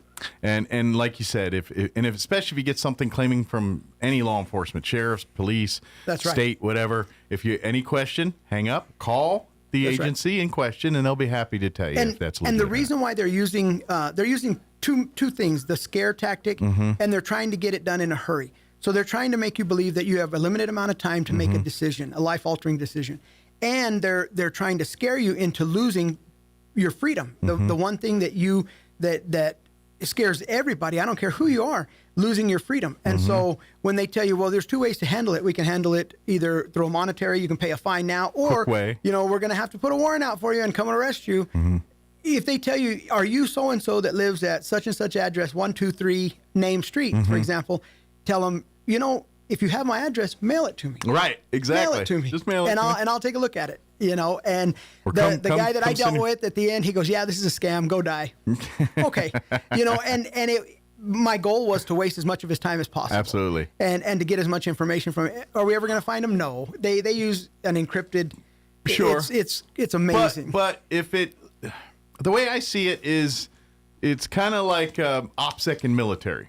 And what I mean by that is if you can get a little information to share it with the people trying to, and so basically maybe what little time you got, they can learn a little bit kind of thing and say, maybe I can get a crack in the armor. Counterintelligence is the key. You're never going to get the whole game plan in one thing, but put that together with a thing from another call, and next thing you know, you got a game plan there. You get a little more info. So that's you're right, and this is no different than when we're in the computer age, and there's whoever builds the mousetrap, there's always someone trying to build a way to get out of the mousetrap. The same companies that make radars for law enforcement make the radar detectors for civilians. So remember, it's what's the running joke about guess who makes the best viruses? The people that make the virus that put out the virus scans. Yeah. Exactly, that's right. I don't think I need that. Oh, really? Okay, upload that, sir. Can we help you now? Yeah, exactly. And that's the way it's a money making scam. It's no different, and it's no different. That's but right. You got to be leery of, or be mindful of it, and be on guard, and certainly and certainly if you get I haven't heard many lately, but there was a rash about a year ago where they tell you that you have a relative in jail or something, or they have someone call and they're screaming, and and here's the other thing with this AI and everything, you can take a picture and put a background and do all these crazy things, and you can also, if somebody has a personalized, you've reached such and such a phone number, blah blah blah, they can take that soundbite, and I don't know how but they can create. They can put that voice to some kind of verbiage. Next thing you know, you're calling somebody else saying, please help me. I've been kidnapped, and they want money and everything. And then you're getting a phone call saying, hey, are you okay? Yeah, why? Well, you're kidnapped. Well, if you call work kidnapped, I don't know. Or if you call the grocery store kidnapped, or whatever. They're paying me, but I don't want to be here. And so that happens. So with this new technology, I'm a very pen to paper guy. Yeah. I'm not afraid of the technology. I just need to. It takes me. I want to learn it. Sure. And I surround myself with people that are professionals in areas that I am not. Right. And what I mean by that is I have this. The IT is there for a reason. I don't know IT stuff, but they do. They're the you can appreciate it, but you're not gonna. know the whole ever. I'm still trying to hook up a surround sound for my TV in my office. And I think that's pretty much every person in their 40s to 50s range thinks like that, I think. Just because we had a foot in the other world. We did. And that's how we learned getting in. And so we retrain our but whereas people younger than us, where they were literally, it's like the it's like face it. It's like we grew up watching cable TV. Now everything's on it. It's just different. Everything things. now they watch TV on their phones and everything, and you're like, what are you watching? Yeah. But we're used to manual stuff. That's and things, knobs and switches. And like you said, our era, I think it's a little rougher for our era because we're the same age. Our parents, they were strictly from that paper pen era.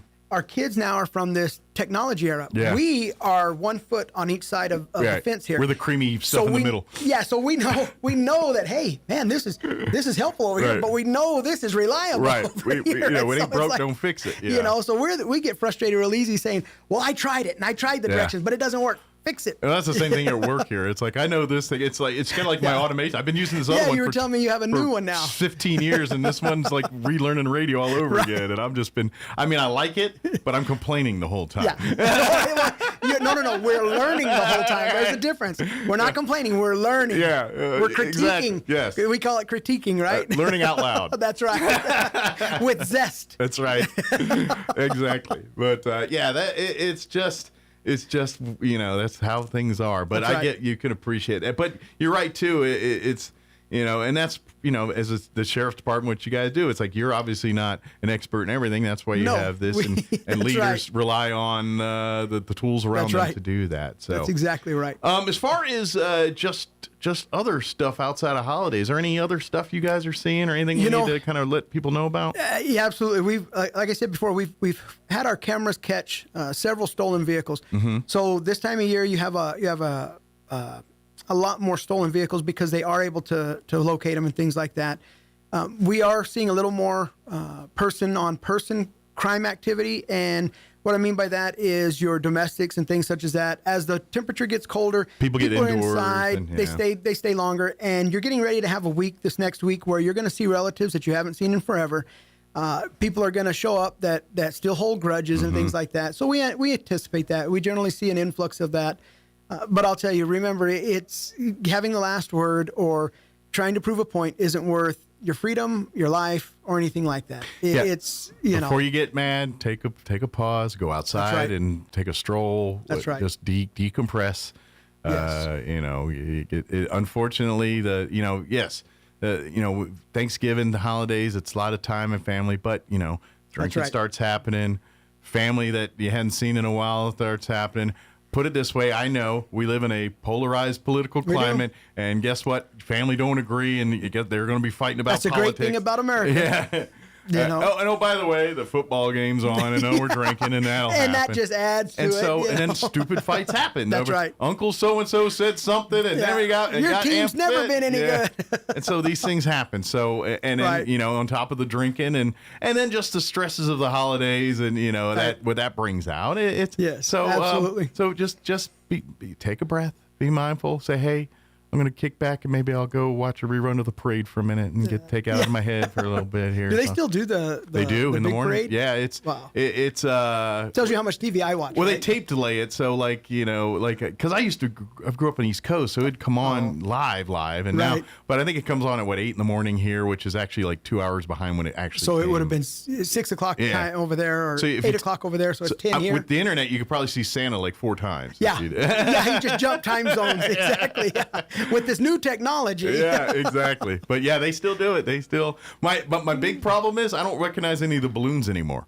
Like all the balloons I know, it's like there's Snoopy, there's Olive Oil. Now it's all the cartoons. It's like, who the heck's that balloon? Yeah, what is that? What is that balloon? And then they're like, here's an old classic, and it's one that was like brand new when I saw it. You know what I mean? Well, yeah.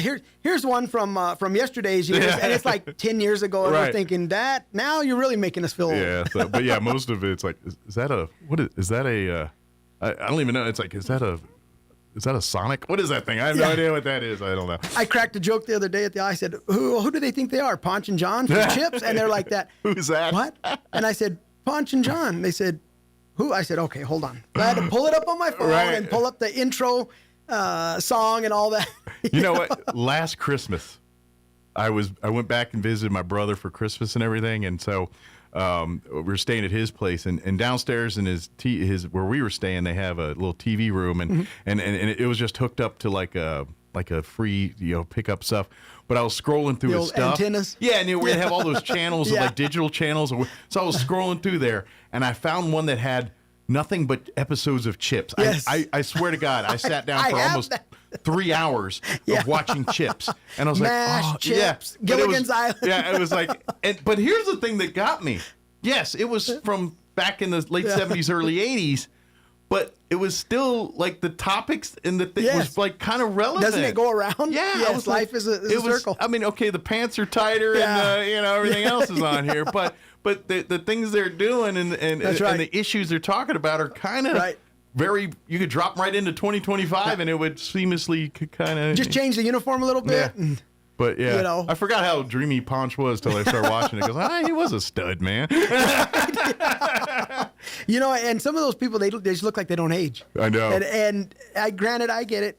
Some may have had work or something done, but you ever come across those little deals that say, "Where are they now?" Yeah. And you see what they look like then, and now what they look like, and some of them you wouldn't even recognize. And by the way, Chris Pine's dad was one of the stars of Chips. That's exactly right. He was the cap or sergeant or whatever. He was the. I don't know. Was he a captain? Was he a captain or something? He was in charge of the precinct there. So that's Chris Pine's dad. For everybody who cares, but I mean, it's. I watched that the other day, but it's funny how this era they're like that. Who is that? I love Chips.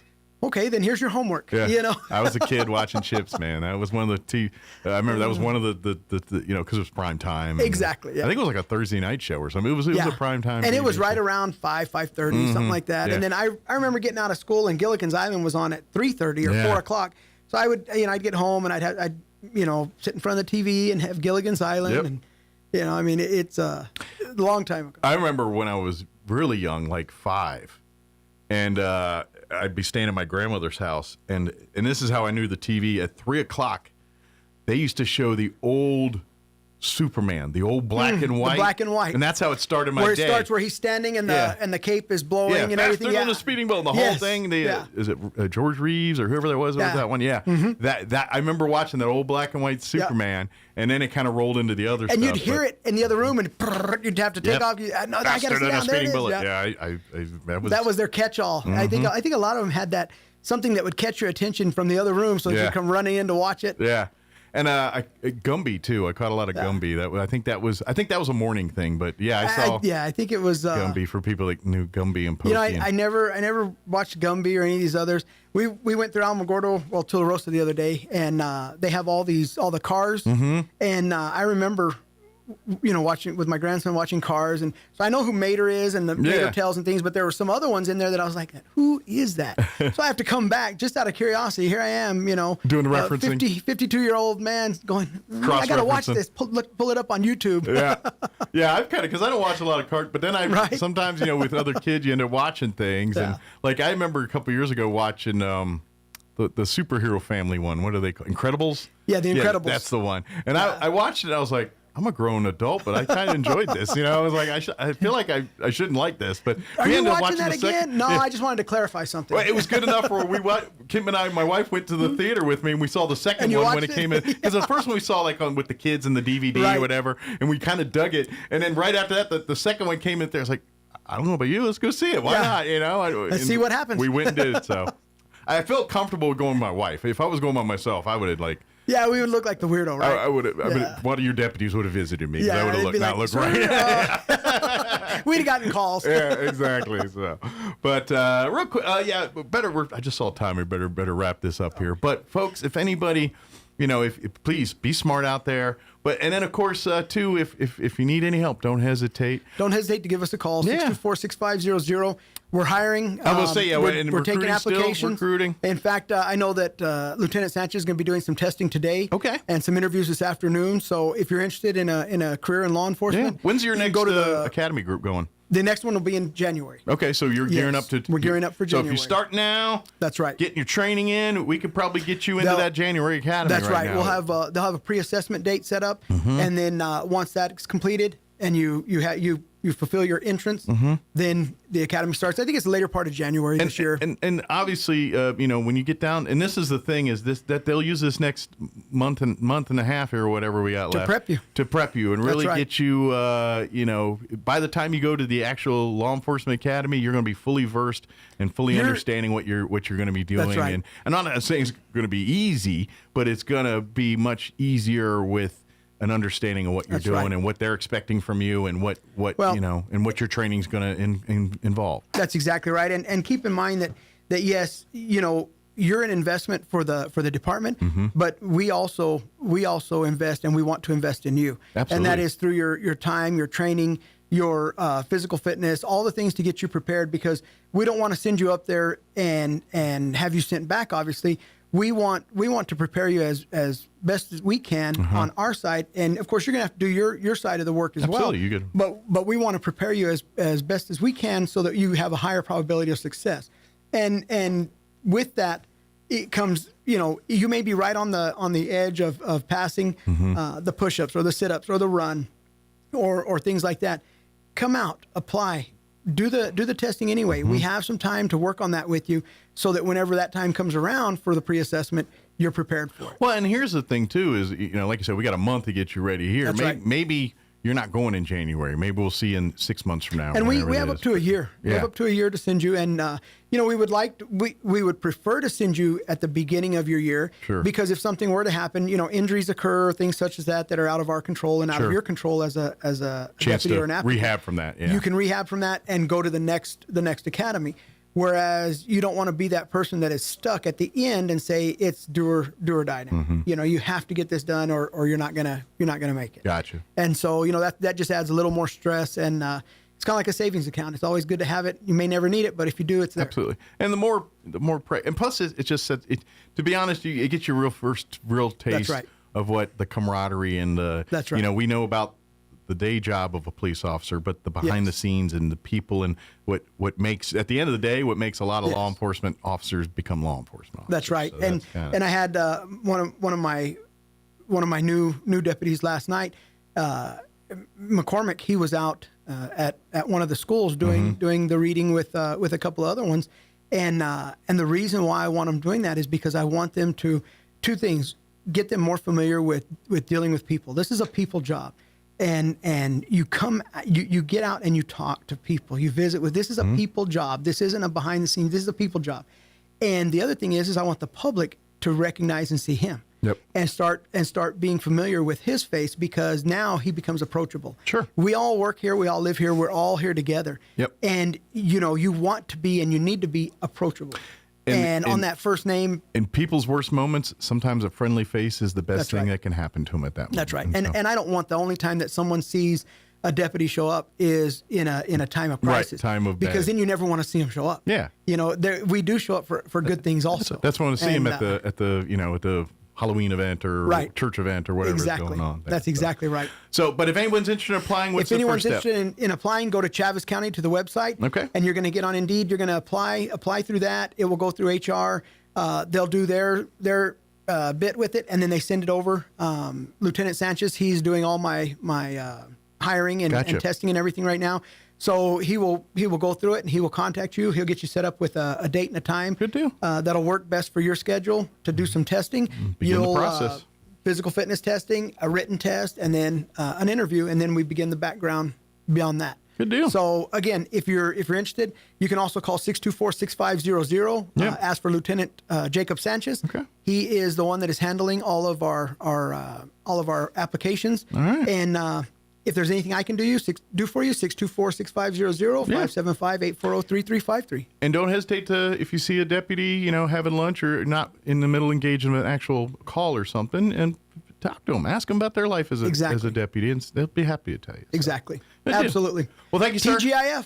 You have an amazing, and if I don't see you between now and next week, happy Thanksgiving with you and your family. Absolutely. And we look forward to seeing you again soon. Same to you all, Chaves County. Please stay safe. Be careful. Remember, with the holidays coming and going, be here for the next holidays that are coming and going. So stay safe and God bless. Excellent. Well, thank you, sir. We'll see you next time. Thank you all. All right. It is 8:57. Quick news break before they go to more news. Don't go away. With your Pecos Valley news updates, I'm Jared Cirillo. A coalition of environmental and health organizations is now requesting the New Mexico Environment Department take immediate action toward air monitoring and developing community health guidance. This comes after the explosion at an oil refinery in Artesia. H.F. Sinclair's Navajo refinery in southeast New Mexico in the Permian Basin experienced an explosion and fires on October 31st, which injured 3 and caused thick smoke to waft over the city. The Artesia Animal Shelter still has lots of dogs and cats available for adoption right now. If you go to the City of Artesia Facebook page, you can see pictures of some of the available animals. And you can also go to the animal shelter's website or visit the shelter in person to see all of the animals that are available. The shelter is located at 502 Paddy Wagon Way. Kelly Lee is now fired as Eastern New Mexico University's head football coach. The university making the announcement on its website this week. Lee had an overall record of 32 wins, 34 losses during 6 seasons leading the Greyhounds. You're up to date. I'm Jared Sorello. Get a great deal on versatile Kubota equipment today.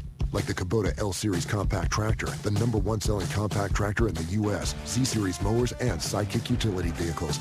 Stop by your local Kubota dealer today. Right now, bring home select Kubota equipment with 0% financing available or save up to $4,500. Now through December 31st. See us or go to KubotaUSA.com for full disclaimer. Visit your local Kubota dealer, Amigo Machinery at 2801 Southeast Main Street in Roswell. Pecos Valley Broadcasting has immediate entry and experience level and radio and live stream video sales executive positions open in Artesia and Carlsbad. You'll work with our amazing team to build and maintain accounts and dive into advertising and marketing promotions. Experience in sales is preferred and bilingual opportunities are available. Base guarantee plus bonuses and commissions. Apply now. Email your details or resume to hireme@pvbcradio.com. Take your career to the next level with Pecos Valley Broadcasting, an equal opportunity employer. Talk radio has landed on the all-new 106.5 FM KEND Roswell.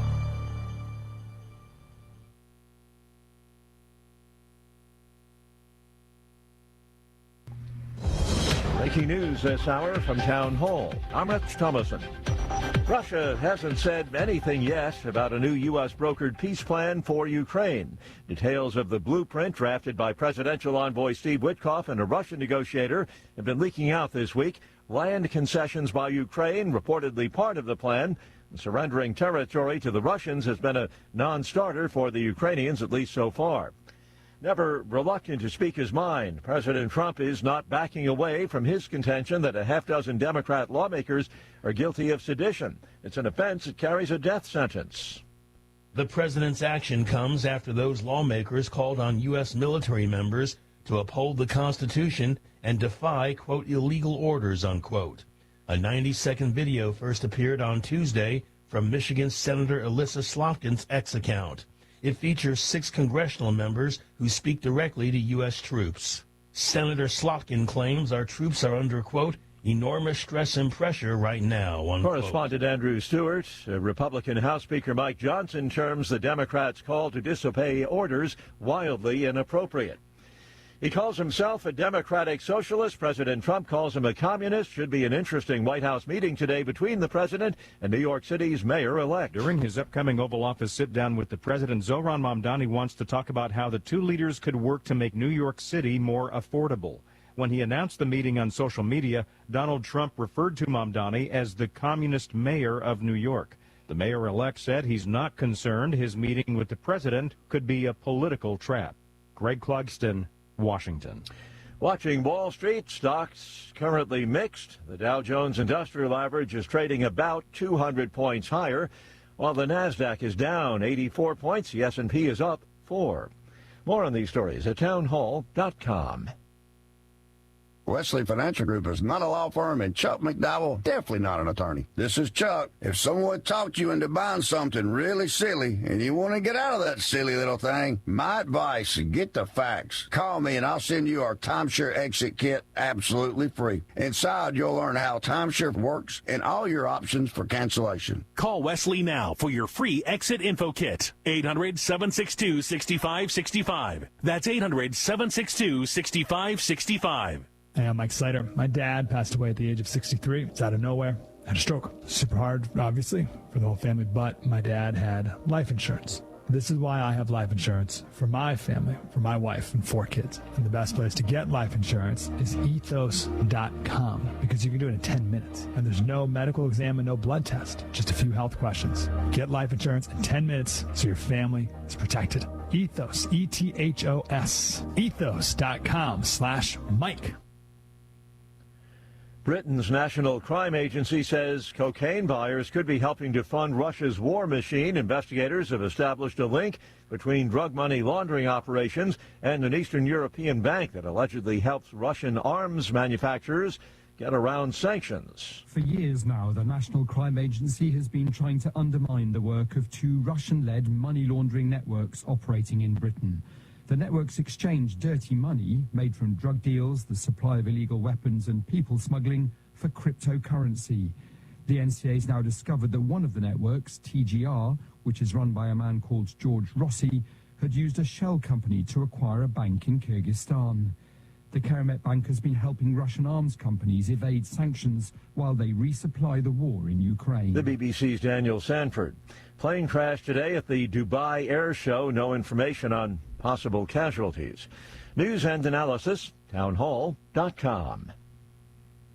Meta is urging its underage Australian customers to get ready for the country's ban on devices. Meta has started notifying young Australians to download their digital histories and delete their accounts from Facebook, Instagram, and Threads. This comes ahead of a new law banning social media for those under 16. The Australian government announced that platforms including Snapchat, TikTok, and YouTube must comply with age restrictions by December 10th. Meta on Thursday became the first to outline its compliance plan, contacting young users via SMS and email. The messages warn that access will be deleted from December 4th. Keith Peters, Washington. The Council on American Islamic Relations has filed a lawsuit against Texas Governor Greg Abbott. He labeled the group a foreign terrorist organization. CARE asking a federal judge to strike down that proclamation. More on these stories, townhall.com.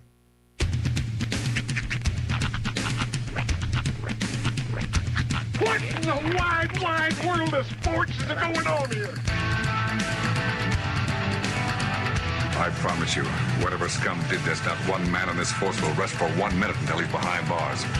Now let's grab a bite to eat. Yeah, come on. I feel the hot wind on my shoulder and the touch of a world that is older. I hit the switch and check the number. I leave it on and then I slumber. I hear the rhythm ringing through it. Flamenco guitar and cumbia music. I hear the talking of the DJ. The devil said, what does he say? I'm on a Mexican radio. I'm on a Mexican radio. Broadcasting live from high atop the J.P. White Building in downtown Roswell, New Mexico. It's Mornings with Mike Winters on 106.5 Roswell's Talk FM. Is that what I sound like when I talk? Now, here's your host, Mike Winters.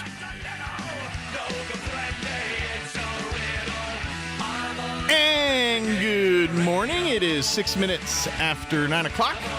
Welcome to hour number 3 of Mornings with Mike Winters right here on 106.5 Roswell's Talk FM. Happy Friday. Ah, yes. Nice. It's a Friday for many, looking into a Thanksgiving holiday week. Some of us won't enjoy the Thanksgiving holiday. We got a few days to slay the dragon before we do that. Yeah. But kids and stuff, they're going to enjoy it, which means a lot of families are probably going to, shut her down next week for the holidays. And of course, folks starting to come in, make their way in from, for Thanksgiving, the Thanksgiving families holiday. start matriculating This is when home life gets a little awkward. Yeah. Like, I love my family. Mm-hmm. I truly do. I love going back home to Oklahoma and seeing everybody. You hit a wall about 3 days in. I get you, yeah. Where I just look around and I'm just like, I'm spending time in my car because I need some me time. Yeah. And it's not even from them, it's from them and my kids. Right. And it's just like... Yep. It's a lot to take in. Yeah, but that being said, this is a time that we can all kind of. Well, you love it too. I mean, you want it, you get excited, but yeah, after a few days, you're like, all right, it's time to get back to our normal lives now. And because we're so united as a nation and of such a solid unified mind, I feel like this is going to be a very peaceful Thanksgiving season.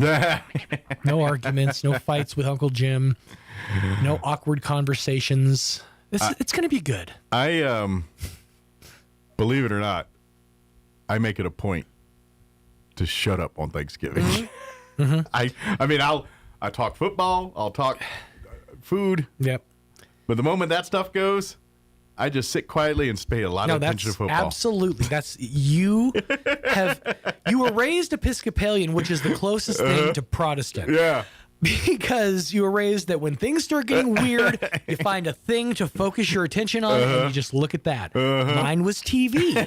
That's how I got through. Yeah. And honestly, that's where I get most of my references was mom and dad are fighting. I'm going to watch you. Well, I just, in my younger days, foot and mouth. Yeah. But I am at a point where I know I'm not changing your mind. Right. You're not changing my mind. Why are we killing each other over this? Let's just eat pie and just enjoy company of not having to deal with it. Why are we killing each other? This is what it sounds like when we eat pie.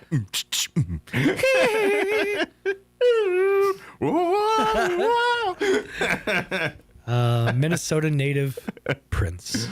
It always goes back to Prince. But I'm kind of, But that being said, it's all about the turkey and all about the, and we'll be having a lot of people. So that's, to be honest, more people helps in those situations. Oh, absolutely. Because 100%. all right, it's too weird over here. I'm just going to float over this other gaggle of people over here. You know what I mean? And so that's usually you just find me hanging out by the little bowls of olives and nuts and whatever various other things they stick in there, pickles or whatever. That's usually what I'm grabbing. Yeah, the hors d'oeuvre tray. Right. I'm just sitting there. There is a fun moment though, and this happens at both family gatherings and it's happened at our Friendsgivings before, where because we are a group of people who have come together from different parts of life. Some of us are, they're our kids, our friends' kids, and we hang out because they're all kind of mature enough that we can kind of gather together. And we're such a generation, and there's so many different conversations happening that if you just stop, you can hear like 6 different actual conversations happening at once. And it's just like you're sitting in like the quiet bubble of just a wall of conversation. Well, I'm not going to lie. This is where the people watching side of me kind of wishes I had like those hearing aids that you can hear other people's conversations like from across the room, kind of thing. Like I'd want them just for that. You don't have to wish, Mike. We have the technology. I know. I just have the need for it. Like I hear perfectly fine. I don't need that's the one thing that on me that works is my ears. Eyes, everything else is kaput. It's but my broken. ears are good. Eyes, mouth, brain, broken. Ears. Working 100. You ever, just borrow one of Kim's, pop it in. Yes, I don't know if it works that way. I don't know. I'm not sure if it's like because they're programmed to her superhero. and everything. I know it's way high techy, so but I know that they have the capability that you can like program them to like hear things over there, and like you can. Now hers ain't set that way because she still says what half the time I say it. Right. So. I think you should just get yourself a pair of those earbuds that I've seen advertised, on TV. The Miracle Ear, or not whatever even the Miracle, the Whisper one 2000? Sonic. Yeah, it's like Sonic Ear 2000 or something like that. But yeah, those are. I just think those turn into loud amplifiers, though. I don't think they actually like you're going to get that conversation, but. Like the salt shaker, and you just go, oh, I think it's going to be like it's not going to be like that. Daredevil, The flies all. You're just overstimulated with the sounds. No, I don't think you're going to be that intense. The problem is, if you're trying to pinpoint a specific conversation with those, you're going to pick up the mass. Yeah, you're not really going to be able to focus on, in the commercial, it's like, oh, I'm going to look at Grandpa and I can hear what Grandpa has to say. That's not how these work. No, it's going to hear Grandpa and talking. the dishes and everything else going on in the background there too. So which is probably equally distracting, kind of like a tinnitus situation. So.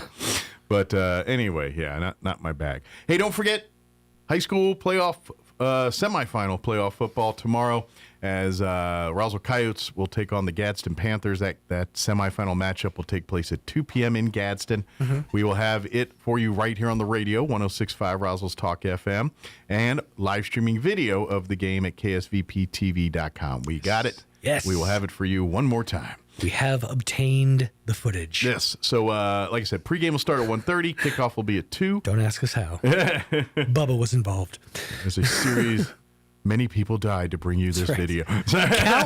Countless men, women, and children sacrificed themselves so you can have streaming video. We're kidding. You're welcome, Roswell. Just took some phone calls and some paying off people. That's all it took. But anyway, pretty much. but no, we'll have that there for you. 2:00 kickoff, 1:30 pregame. Art and Kelly will be calling you all the action there. And then Artesia Bulldogs, they're on the other side of the semifinal bracket there. Their matchup will be at 1 p.m. tomorrow as they travel to Lovington, 1 seed versus the 3 seed Lovington. That game can be heard on 990 AM KSVP or 93.7 FM, the translator, if you're in Artesia area. More likely, you're going to want to check it up on the video, live streaming video here at ksvptv.com and the Bulldog channel. So it will be there for you. That's where we'll have all the good stuff. Yeah. Let me give you the rundown for this hour. We're going to do weather and commercials and what have you here in just a few. And then we're going to play our interview we had with Katie Wright from the Chaves County Extension Office. She joined us on Tuesday talking about signups for the coming year for some of their yearly classes and extension clubs and things like that. 4-H'ing, doing all that as well. So we'll play that interview here in mere moments. Very good. Yeah. Did you hear? So last week there was this story that kind of came out, but it sort of like went under the radar because there was so much other stuff going on. Did you hear about the company called Two-Way that put out this? So what it is they're working on the technology to create an AI version of loved ones that you can then keep with you, that will stay with you after they pass. Oh, wow. Yeah, it's like people are saying it's like real life Black Mirror. So this company called... That's odd. This company called Two-Way, they put out this commercial last week, and the commercial is called Charlie. Yeah. It starts out with a mom who's pregnant talking to her mom and getting it like on her phone and getting advice about, hum to him. You used to love that, stuff like that. And then it cuts to later when the after the baby's born, she's talking to the digital version of her mom. Cut to the kid at 10 and he's walking to school talking to his grandma. Yeah. And then it cuts to him like as a 30-year-old his fiance is expecting, and she's giving him the same advice she gave to his mom. It's basically, she's like, hum to him. You used to love that. That's how the commercial ends. But it's, and it cuts back to if you get like a 3-minute video of your loved one, moving around, saying stuff, it takes that and it puts it into the AI algorithm or whatever, and a version of that lives in your phone. It's so dystopian. It is weird. Because it's not your loved one. It's not that's not who you want it to be. It's an AI chatbot that has been trained to talk in your mom's voice. I'm trying to think of the ramifications on humanity this has. I mean, you think mental health is bad now. Right. Wait till people are going to be stuck in their phones because they're trapped in their memories of their families. Exactly. I mean, that's Have you ever seen the start of Wall-E? Well, part of life is dealing with loss and moving it on. That's all aspects of life. And if you're not versed in the ability or have you don't do that, it's going to tear you up. Absolutely. I don't know if I like this. It's robbing us of our ability to process. Yeah, I don't know if I like this. I hate it. Yeah. I can't, know how I feel about AI to begin with. Coming from the perspective, if someone said, if you could hear your mom talk right now, would you want it? I'd be absolutely yes. Right. But be careful what you wish for. But what is she going to say? It's not going to be the same thing. Yeah. It's, we could get enough video footage of, my kid's mom's dad who passed away a couple of years ago to make a serviceable version of him on AI, but it wouldn't be him. Yeah. And the second he starts talking, it wouldn't be like him. Yeah. And we wouldn't know. And to be honest, the big thing, it scares me on the next thing. Like, because I'm convinced. I'm serious. iRobot, that's going to happen. Yeah. It's just, maybe not to that level, but something like it. Right. It's going to happen. It's already somewhat happening. I've joked about the singularity in the past. I'm not down for all this. I'm sorry. Hollywood has taught me too many ramifications of letting the machines take over. James Cameron came out and said, how is it that I put out a documentary back in the 80s and you people paid no attention? Yeah, I'm just saying. In every story, there's reality here. Right. And will it be? I don't know. But to me, this just sets the table to closer to that. If we're able to keep in theory, dead loved ones in our phone anytime we want to bring them. I mean, yes. And I'm not talking about videos and things, like something you can have an actual conversation with and get advice with. Right. I mean, this isn't like playing old birthday clips or nothing. You can. There's people. This is a different level. There's people who already have the inability to move on and live within, like, going back and watching memories, videos, and footage. But that's them. Like the people that spend more time talking to Siri than like this. That's for these people. This is going to just lock them into that world. If you deep dive into some of the stories behind like AI chatbots and what they're the paths that they lead seemingly normal people into, like people who like were doctors, PhDs, like, you know, like experts in the field, have basically had their minds scrambled and been convinced that they are gods. Basically, we're selling our humanity to the machines. And if we're gonna make them think for us, do everything for us like this, this is the price we're gonna pay. We're gonna lose our humanity. This section of the program brought to you by Palantir. I know. That's right, Palantir. I mean, a 20-something probably season's cool, and if I was younger, I would look at it. But you know, I just it scares me to what humanity is going to look like with these tools in place. Exactly, I'm it's very so scared. Brave new world of all of it. Yeah. But on that dour note, let's talk about 4-H and stuff instead. You know, farms. You know, and things like that. Real hands. That's doing right. Real things with 5 fingers or less. Hopefully 5. Depending on a farming accident. Certainly not more. That 6-1 pops up. That's how you know. Yeah, less fingers is fine. More is bad. All right, it is 9:19. Let's get you up to date on the weather.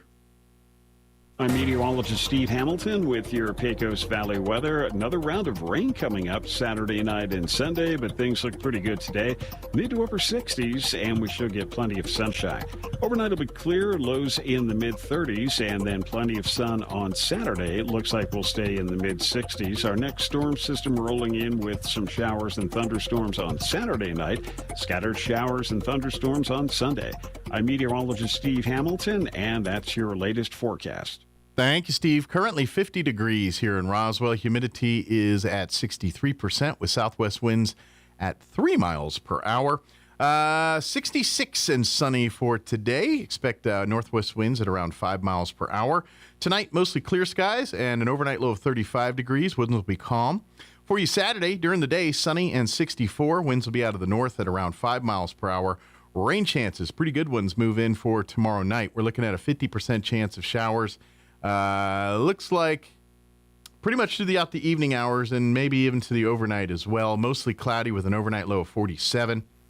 Winds will be out of the south at around 5 miles per hour. Sunday, the first half of the day, rain. We're looking at a 50% chance of rain till looks like about midday. Then and mostly cloudy. But as the day progresses, it will gradually become sunny. Expect a high of 65 with southwest winds 5 to 10 miles per hour. Tomorrow or Sunday night, clear, overnight low of 39 degrees. And then next week, warm day on Monday, 69 on Monday, 65 Tuesday. We dip down into 55 on Wednesday, and then Thanksgiving Day, 63. Sunny during the whole time. No talk of rain, but a little bit cooler. Fall-like temperatures there. All right, it is 9:21. We're going to take a quick commercial break. Then we're going to play our interview with Katie from the Chaves County Extension Office. Don't go away. Dion's is homegrown right here in New Mexico and is the perfect place for team dinners, family gatherings, and all your catering needs. Stop by their location on South Main and West Wildy in Roswell for the best pizza, salads, and subs in town at a price that won't break the bank. Dion's makes it easy to bring together your favorite people with your favorite food for any occasion. Visit Dion's.com to order ahead for dine-in or pickup. That's Dion's.com. All right, Mr. Gobbles, it's that time of year again. Got any last requests? What? You want a smoking deal on a new Ford or pre-owned vehicle? Mucho dinero for your trade and your credit pardon? Well, you're going to have to go to Roswell Ford. Hey, Roswell Ford is talking real turkey with our most aggressive offers in more than 5 years. Right now, get massive savings on new Fords and quality pre-owned vehicles with 0% financing and no payments till February 2026. Plus, if you're making payments on your current vehicle and want out early, Roswell Ford will do whatever it takes to help you escape from your trade. Even if you owe thousands more than it's worth. Worried that your credit is a little foul? Roswell Ford has partnered with more aggressive lenders who will push to approve your credit even if it's less than perfect.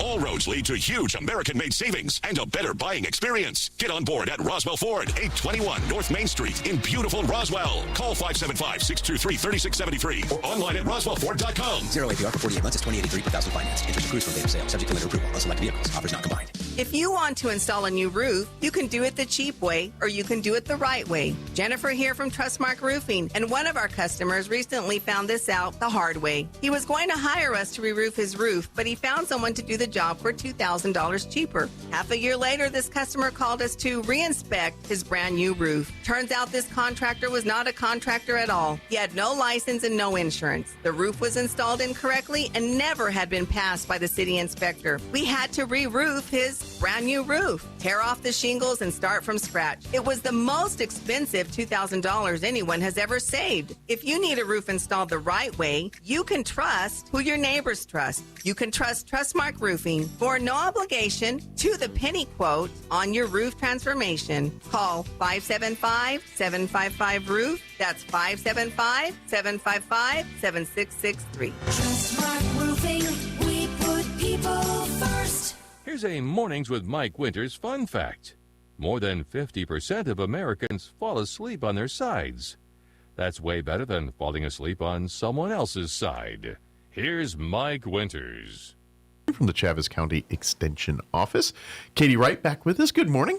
Good morning. How are you today? Well, we're here. We got lots going on. Yeah, I was kind of bummed. It was like you guys are still moving into the. I kind of thought, they'd be in there and kicking back in their new thing, but there is a few logistical delays there on getting that done. So I'm hopeful within the next month and a half we'll be over there.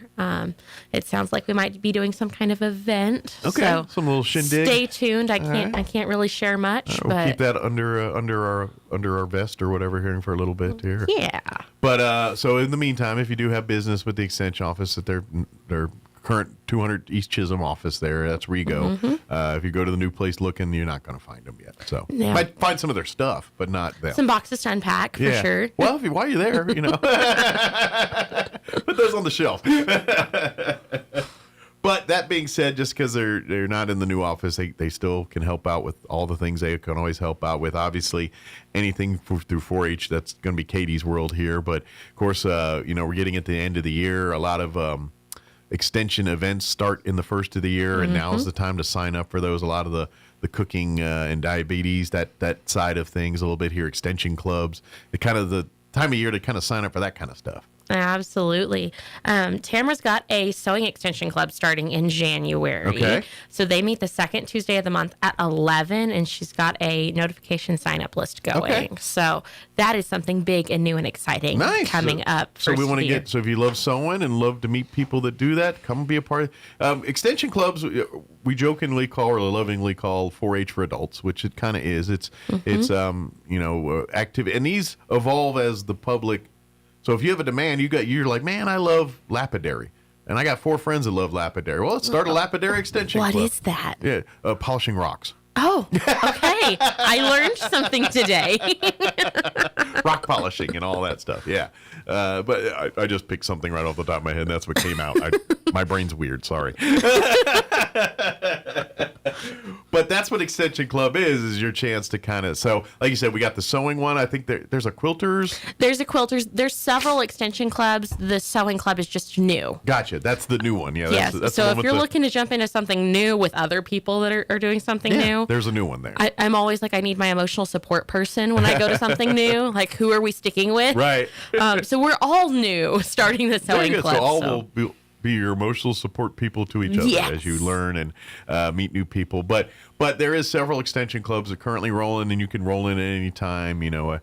Just come to the extension office, and if there's one that's your thing, all right. Well, let's see if we're about putting one together. Maybe we'll learn about lapidary. Yeah, lapidary, or who knows? Maybe like I love playing chess. All right, we'll start a group of people play chess or whatever that is. This is now it is limited on facilities and things. It's like, well, I like to build bonfires. Well, great. Well, we can't be doing that in our facility. That's not happening in the office. But definitely, if you want to talk about it. Yeah.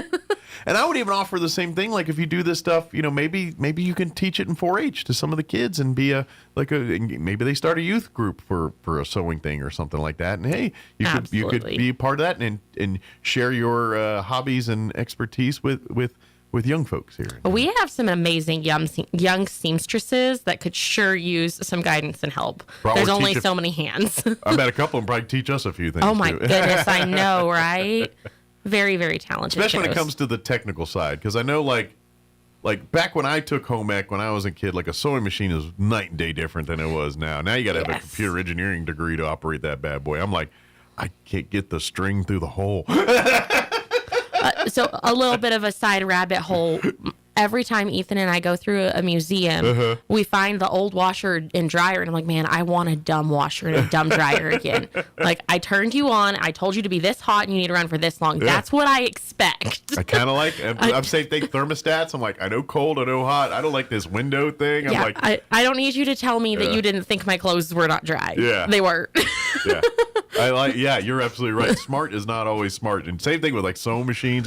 Like I remember, like we had literally those ones you flipped up and it was the black with the wheel. I mean, it's old school. There wasn't I think it had electricity. It was it was fancy enough to be electric. Short of that was it. You know what I mean? It was electric pedal and a light. Yeah.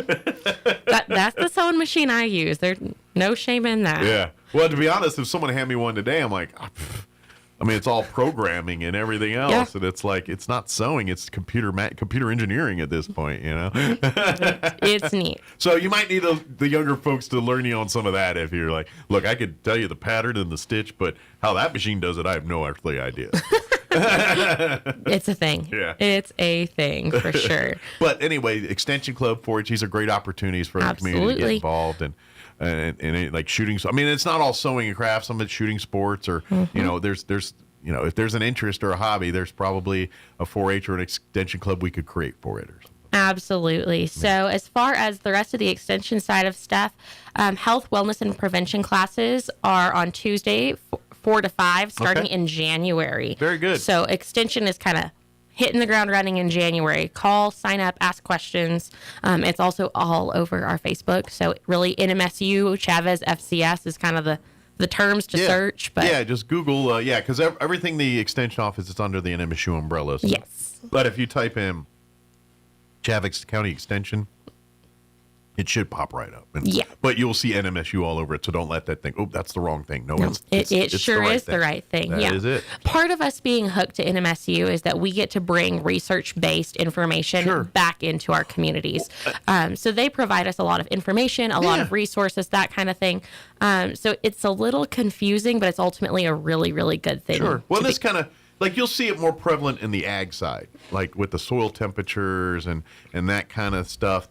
That's where it kind of turns into the science-y, the college side of things. The 4-H itself is very much involved with that, but it's more prevalent in the actual, literally the dirt of the extension. And if you think about it, that's the more timely stuff, right? You need the more up-to-date research. Well, yeah, because you and I that aren't farmers and ranchers, that information is like, the dirt's not hot, great, or whatever it is. But that's, like, what does it matter if the dirt is warm or cold? Yeah, for them, it's planting or not planting. Nope, we can't. We got to wait to plant because the soil's not thing. Or you know what, we're behind. Your seeds won't germinate if it's not warm enough. It's too hot. We got to get it in the ground now. This is their livelihood. This is their business. This is how you get when you go to the grocery store and find things. This is how they make it so you can find things there. So absolutely, so it's very important. So that's different why types of hunting and gathering.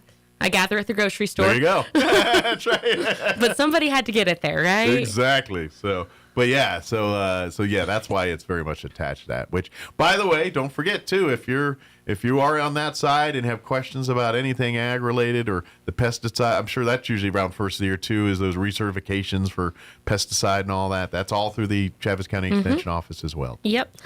So their big thing coming up, we have gardening at the library is going to be held in conjunction with the library Christmas on December 20th. Okay. So you get to garden and have Christmas celebrations all together. That's the master gardeners. Yes. Yeah, they do their presentations at the library there. Yeah, for sure. And like I always, I don't want to get, because I get in trouble a little bit here, because they're like, you make it too intimidating. I'm not trying to. I'm just trying to tell you these people know more about guarding than you forgot. That's all I'm saying is they know, they've studied this stuff, and they share their wisdom to you. So the information they give you, yes, you do not need to be an expert on it, but I will tell you this, they are more advanced gardening stuff. So like it's just advanced garden, but yes, they live in it. They practice it every day. I mean, that's the point I'm trying to make. But sometimes it gets off like we took Algebra 2 in high school, right? But like if you plopped that down in front of me, I haven't been actively practicing that. I'm probably going to struggle through they it. know all the nuances and do it and actively do it, and then they share that information. So so to me, it's like it seems very intimidating, but it's not. It's just that. It's just they're really good at work. I have a brown thumb. Their thumb is like the greenest of green. It's so green, it's like, man. Yeah. So you said that, and I pictured the green giant on the vegetable packages, the frozen veggies. Yep. The other guy that says ho, ho, ho. Yes. Because if you go ho, ho, that's Santa. But if you go ho, ho, ho, that's Green Giant. That is the Green Giant. We are not getting paid for this. No. Maybe we should be. That's right. I'll take it. Take some checks, please. Just drop them off. But anyway, so please come. If you ever get a chance to go to one of their events at the library, please come. You will learn a lot, and you'll enjoy. And who knows? You might find that tip that next thing you know, you're in the county fair next year. You know, that's my prize pumpkin, or that's my prize whatever it is, you know. I think it's so crazy that they can get the pumpkins so big that they have to bring them in on a helicopter. Oh, I know. I haven't seen that here, but definitely see it at State Fair in Albuquerque. Yeah, well, here I think it's time. Yeah, I think here they're relegated to forklifts and stuff because Right. I don't think they've. But I've seen them like when they do our pumpkin things here, they're moving around in big forklifts and yeah, they're well. And to be honest, it looks like if pumpkins had their own reality TV show, they would be like the TLC, my 1,000-Pound Sisters, or my 600-Pound Life, or any of those shows. That's what these pumpkins look like, because they're big gelatinous messes. They don't hold shape anymore, so it looks like someone poured pumpkin on the ground. Okay, so this is the challenge to Chavez County. We need a gigantic gelatinous pumpkin. So like they are like the TLC of TV if your pumpkins had reality TV. But anyway, it's pretty cool nonetheless. I love it. Oh goodness. But definitely now with the is that the year-long class we were talking about with the health and the wellness stuff, or is that? I believe so. Okay, that's when we sign up now. Now's it, because everyone gets in the middle of the year like, when do I sign up? Now, because they start at the beginning of the year, and it's a year-long program, and it is you learn dealing with the diabetes and all that, but it's kind of a support group. It is all the other classmates are also dealing, and so you kind of work with each other and help each other and hold each other accountable. So, that day you're like, no, come on, we got to go to the gym, or no, lay off get the good pizza, not the one with the wheat crust and all, but when you keep it, holding each other accountable, doing all that stuff. The really neat thing about this one is that you're not just learning. It's not just a lecture about everything you've done wrong. Change, yeah. Right. Like it's a discussion. We're also going to do some activity that is going to be easy. Well, and that's the thing, dealing with diabetes and things. And yes, most people, you think of diabetes and, you get it because you ate a bunch of this and that. And it's like, not necessarily. No, I mean, and what impacts diabetes? Like, you could literally eat all the right things and your blood sugar's through the roof still. Yes. It's a lot to deal with stress, your DNA, other variables in your lifestyle. There's a lot of variables. Not necessarily because you ate a salad. You could still eat a salad and be well within your limits, and next thing you know, your blood sugar does shoot up 30 points. It just, that's the disease, and that's what it does. Now, that being said, there's, and that's the thing, too. You're not on a death sentence of eating no carbs forever. There's science behind it now, especially with the monitors and things they have. They found ways to where, like, no, you can eat carbs, but if you eat it in a certain way, like you base it with a bunch of next thing you know, it doesn't have the impact on your blood sugars that, like if you just ate a straight up candy bar would or something like that. And so that's what you learn in this class is learn the nuances of diabetes and learning, and every person's different. And that's what gets you to learn that a little bit. It's like how you react to this, another person may not react that same way. And so, and the times of day you eat, which way you eat, and how you do it, because your body has a natural cycle, and it's going to inject blood sugar at a certain time. And so you've got to live your life and act accordingly. Now, if your body shoots it in here, all right, then maybe you need to lay off food for a little bit because it naturally does this. But this is what this class, I know I'm getting, but that's what this class is about. It really teaches you how to manage the diabetes, and how it's like the guidebook to saying, okay, you just got this game with these weird rules. This is how you circumnavigate those rules. This is how you play by the rules and live healthy. And that's so don't think of it as a way of, this is ways that I can only eat cheeseburgers a certain way. Yeah, it's some of that, but it's much more than that. You can eat a regular quote unquote unhealthy thing if you do it the right way. Yeah. That's what this class teaches you about. So doctors are great. Yeah. Like nurses are great. People that help you with your gym plan are great, but you live in your body every day, so you have to learn and understand. Absolutely. And that's the thing is with that, it's all guidebooks, but your family history is different than someone else's. Therefore, how you react to something's not going to be the same. Now, granted, if you got a sibling, you probably share some similar things on that, but then there's other variables, right? And then when we get into diet, I mean, don't get me wrong, diet does impact it. If you're going to eat a bunch of cookies and stuff, and it's going to make you diabetic. But and to be honest, folks in this, depending on your age, I grew up in a world where there was a lot of fallacies on food and everything and nomenclature and marketing and advertising, and so people have been eating what they think is healthy is not healthy. And so that's contributed to diabetes. And to be honest, the things you see on the shelf is a lot of paying attention to, what these terms mean. And just because something says healthy, fat-free, or that may not be the best for you as a diabetic. Maybe there's something that's more, but that's what this class is about. And don't get me started on food labeling. Like, that's a whole...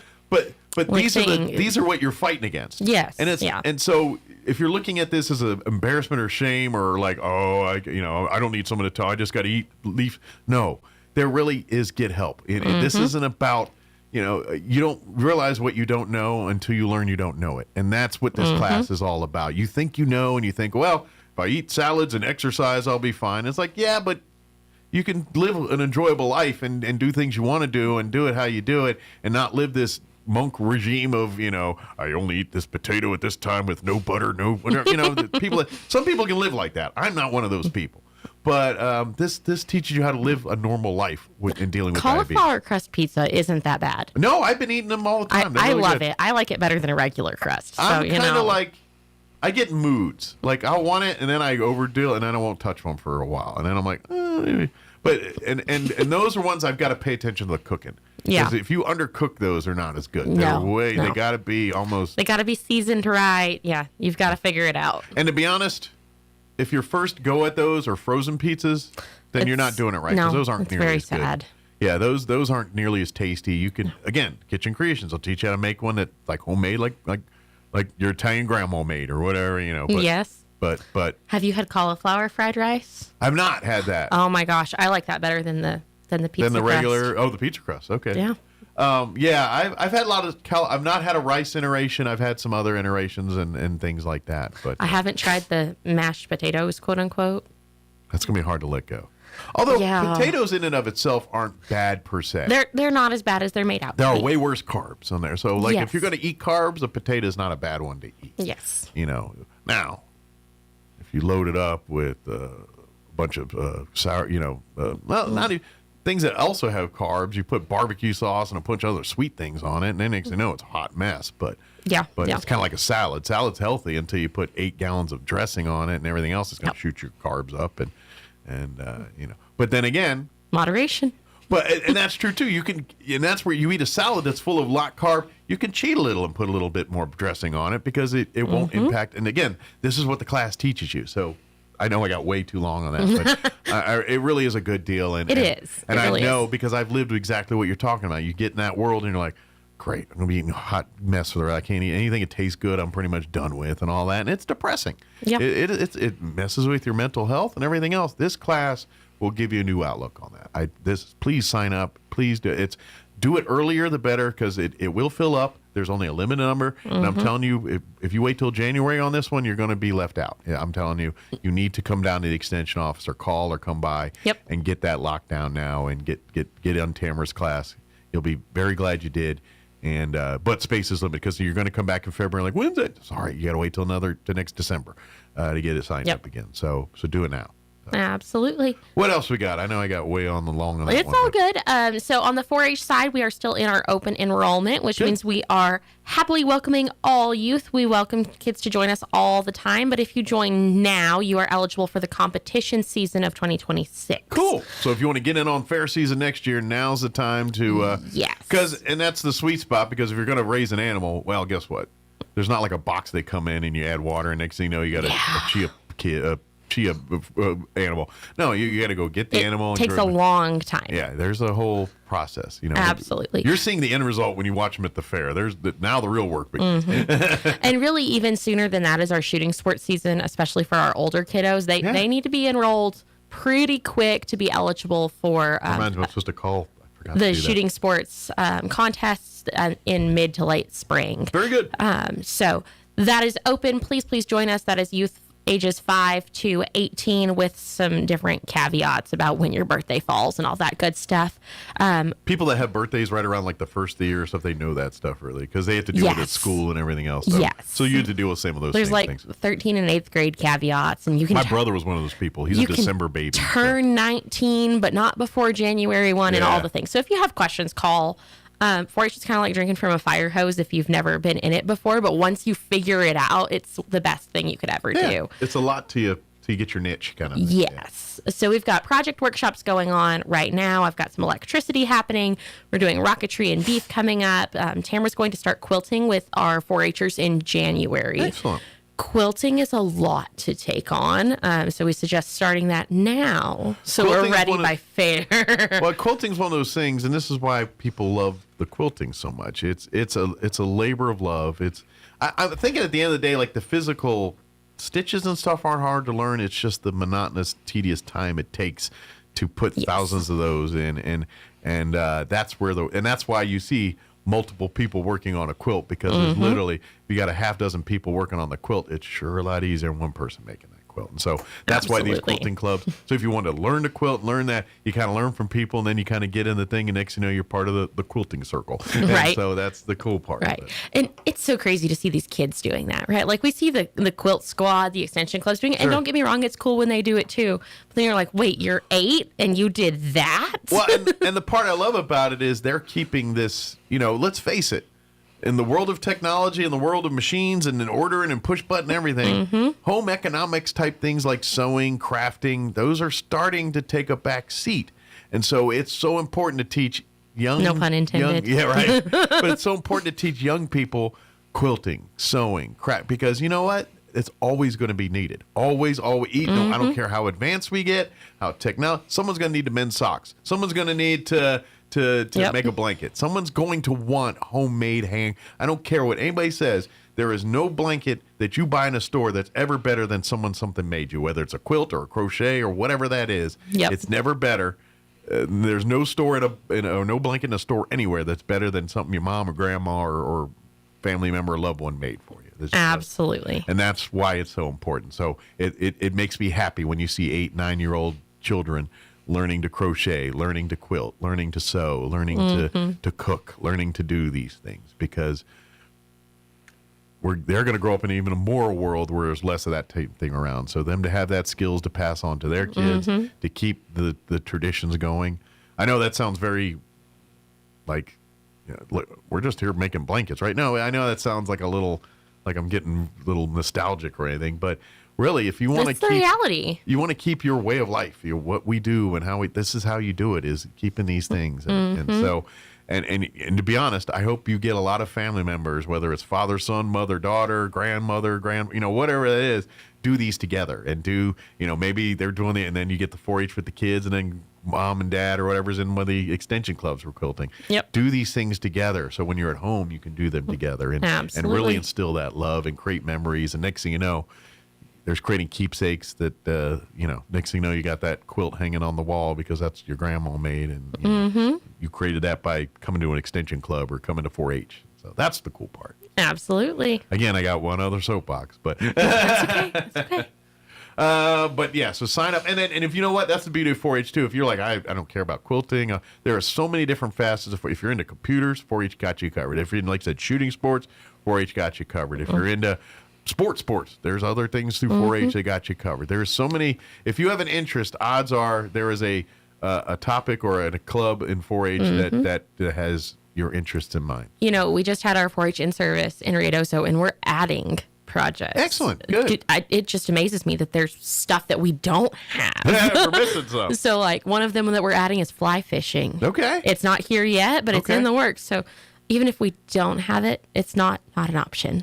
There you go. So, hey, calling all fly fishermen. Maybe you want to make this cement the deal and lend your expertise to it. We could sure use some extra expertise. I tell you what. Any fly fishers out there. And I'm guessing just because of the nature of the waterways we have around here, they're kind of shallow. Fly fishing is the way to go on some of that stuff. Yeah, you know, I have no idea. I know nothing about this world. I know bare minimum about fishing, but I know like fly fishing is generally done in creeks and riverbeds. I'm trying to combine creeks and rivers and came out creek.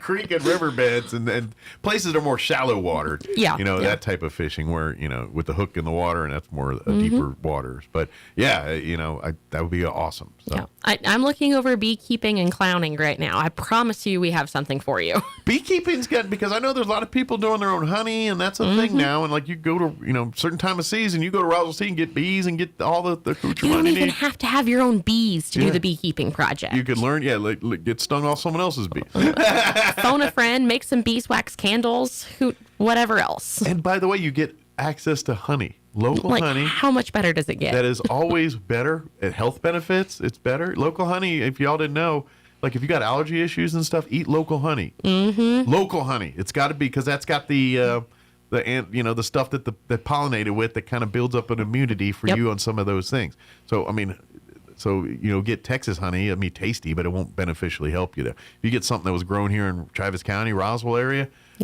which you see on store shelves from time to time, or better yet, sign up for extension or for 4-H, and you could learn the thing and start your own little honey. And I'm just telling you, depending on how good you're at it, you could make a side hustle pretty good on that because people are willing to buy up your honey very quickly. Absolutely. We have a lot of really great local small businesses that are pairing with producers. Yeah. I mean, demand's way a lot higher than supply on that one. So if you get an interest in that, I'm telling you. Not to mention, we need more bees, just globally, worldwide. Always. If you Mother Nature does not happen without bees. I don't care what anybody says on every point of the planet. So the more I know, granted, these are kind of earmarked for a certain thing, but they're pollinating, they're spreading, they're continuing the plant life, and they're doing all that stuff. So, but yeah, I know these are granted kind of built for one purpose to make honey, but they need to pollinate to get honey. So by default, it's a win-win. Yeah, exactly. So, but anyway, and to be honest, and then you learn the other stuff too, because like if you're looking for certain taste of honeys, we'll put certain flowers around your hive so they'll pollinate and evoke. There's all kinds of some tricks lavender to the trade. honey. Yeah, that's some good stuff. Yeah, there's tricks to the trade there, and that's what you learn all that. So, good deal. What else did I think that's all I've got for you. Well, good, because I've been kind of taking everything and talking over it.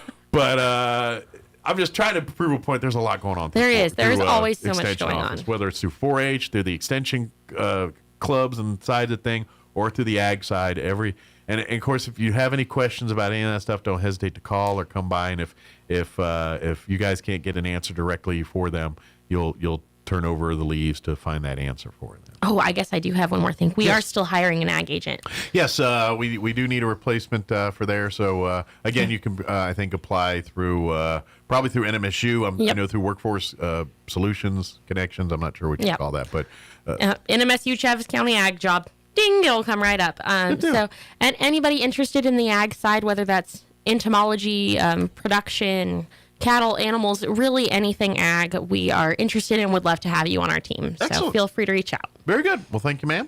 Thank you, Mike. And we will see you next time. Yes, sounds Happy good. Thanksgiving. I won't see you between Turkey Day and all that. All the things. You gonna be in town or are you going out of town? I don't even know. You don't know? Do you have to cook? Probably. Okay.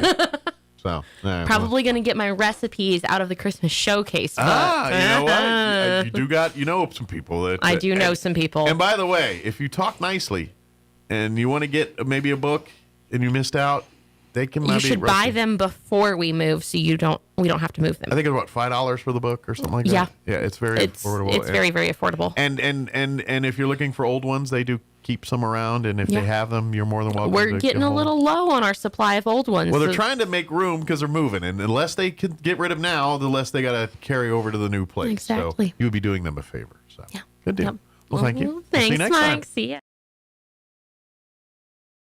Your Pecos Valley News Updates. I'm Jared Cirillo. A coalition of environmental and health organizations is now requesting the New Mexico Environment Department take immediate action toward air monitoring and developing community health guidance.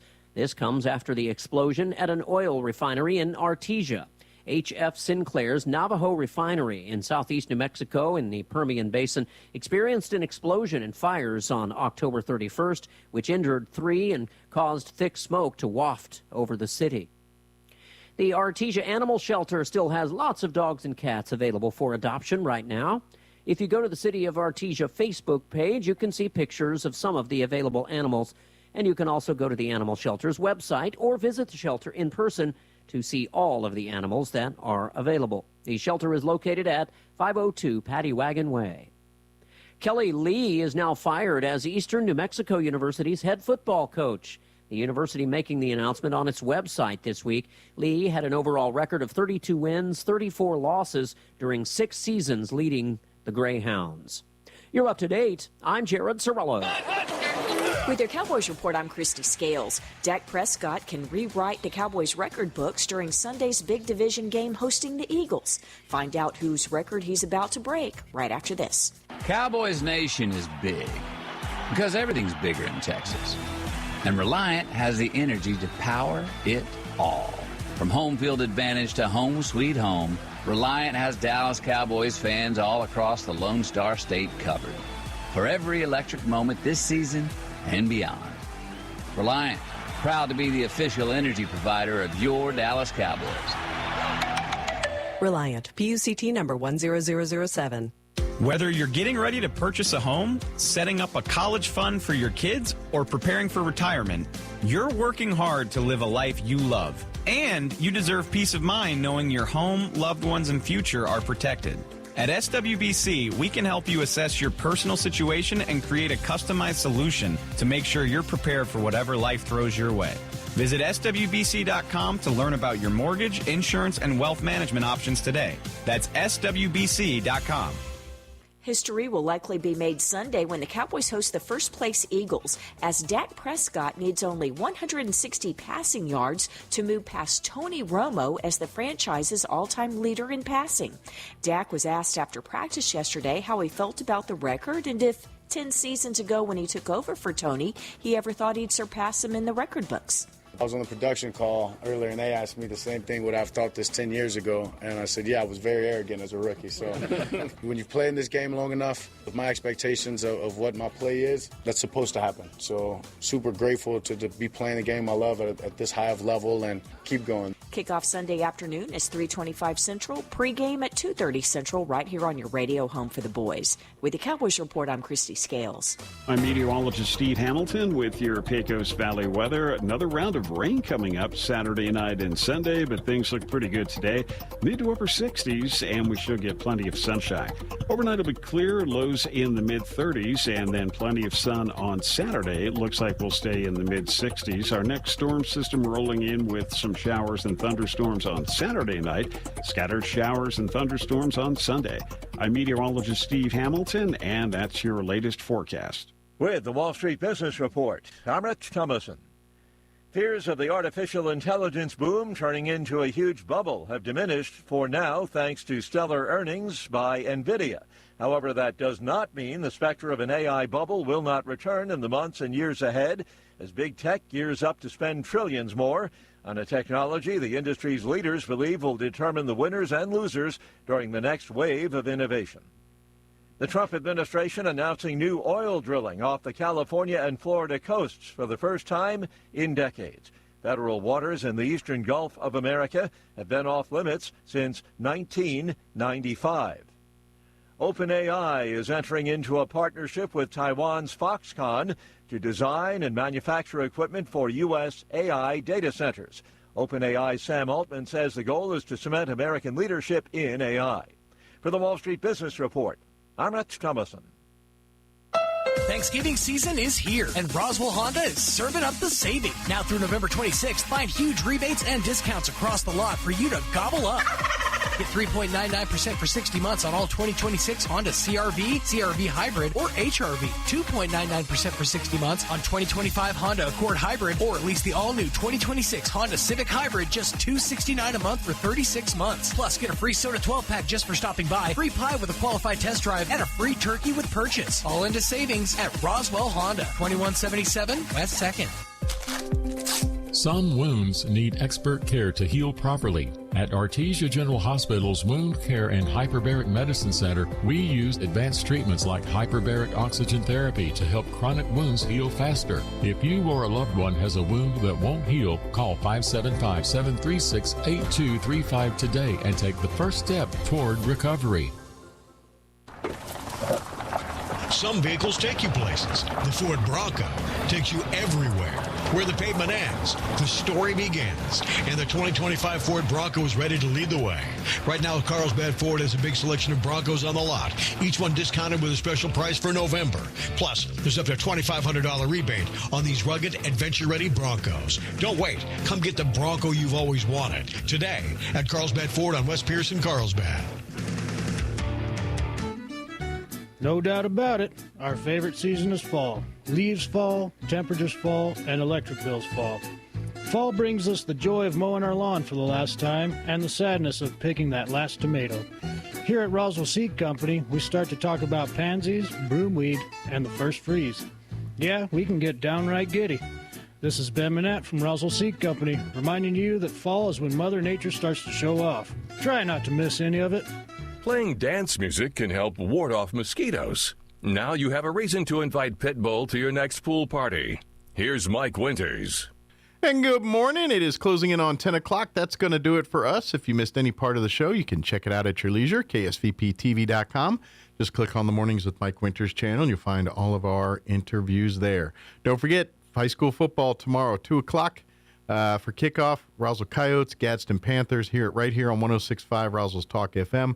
Live streaming video of the game at ksvptv.com. Pre-game at 1:30, kickoff at 2. Have a great day. We'll talk to you on Monday.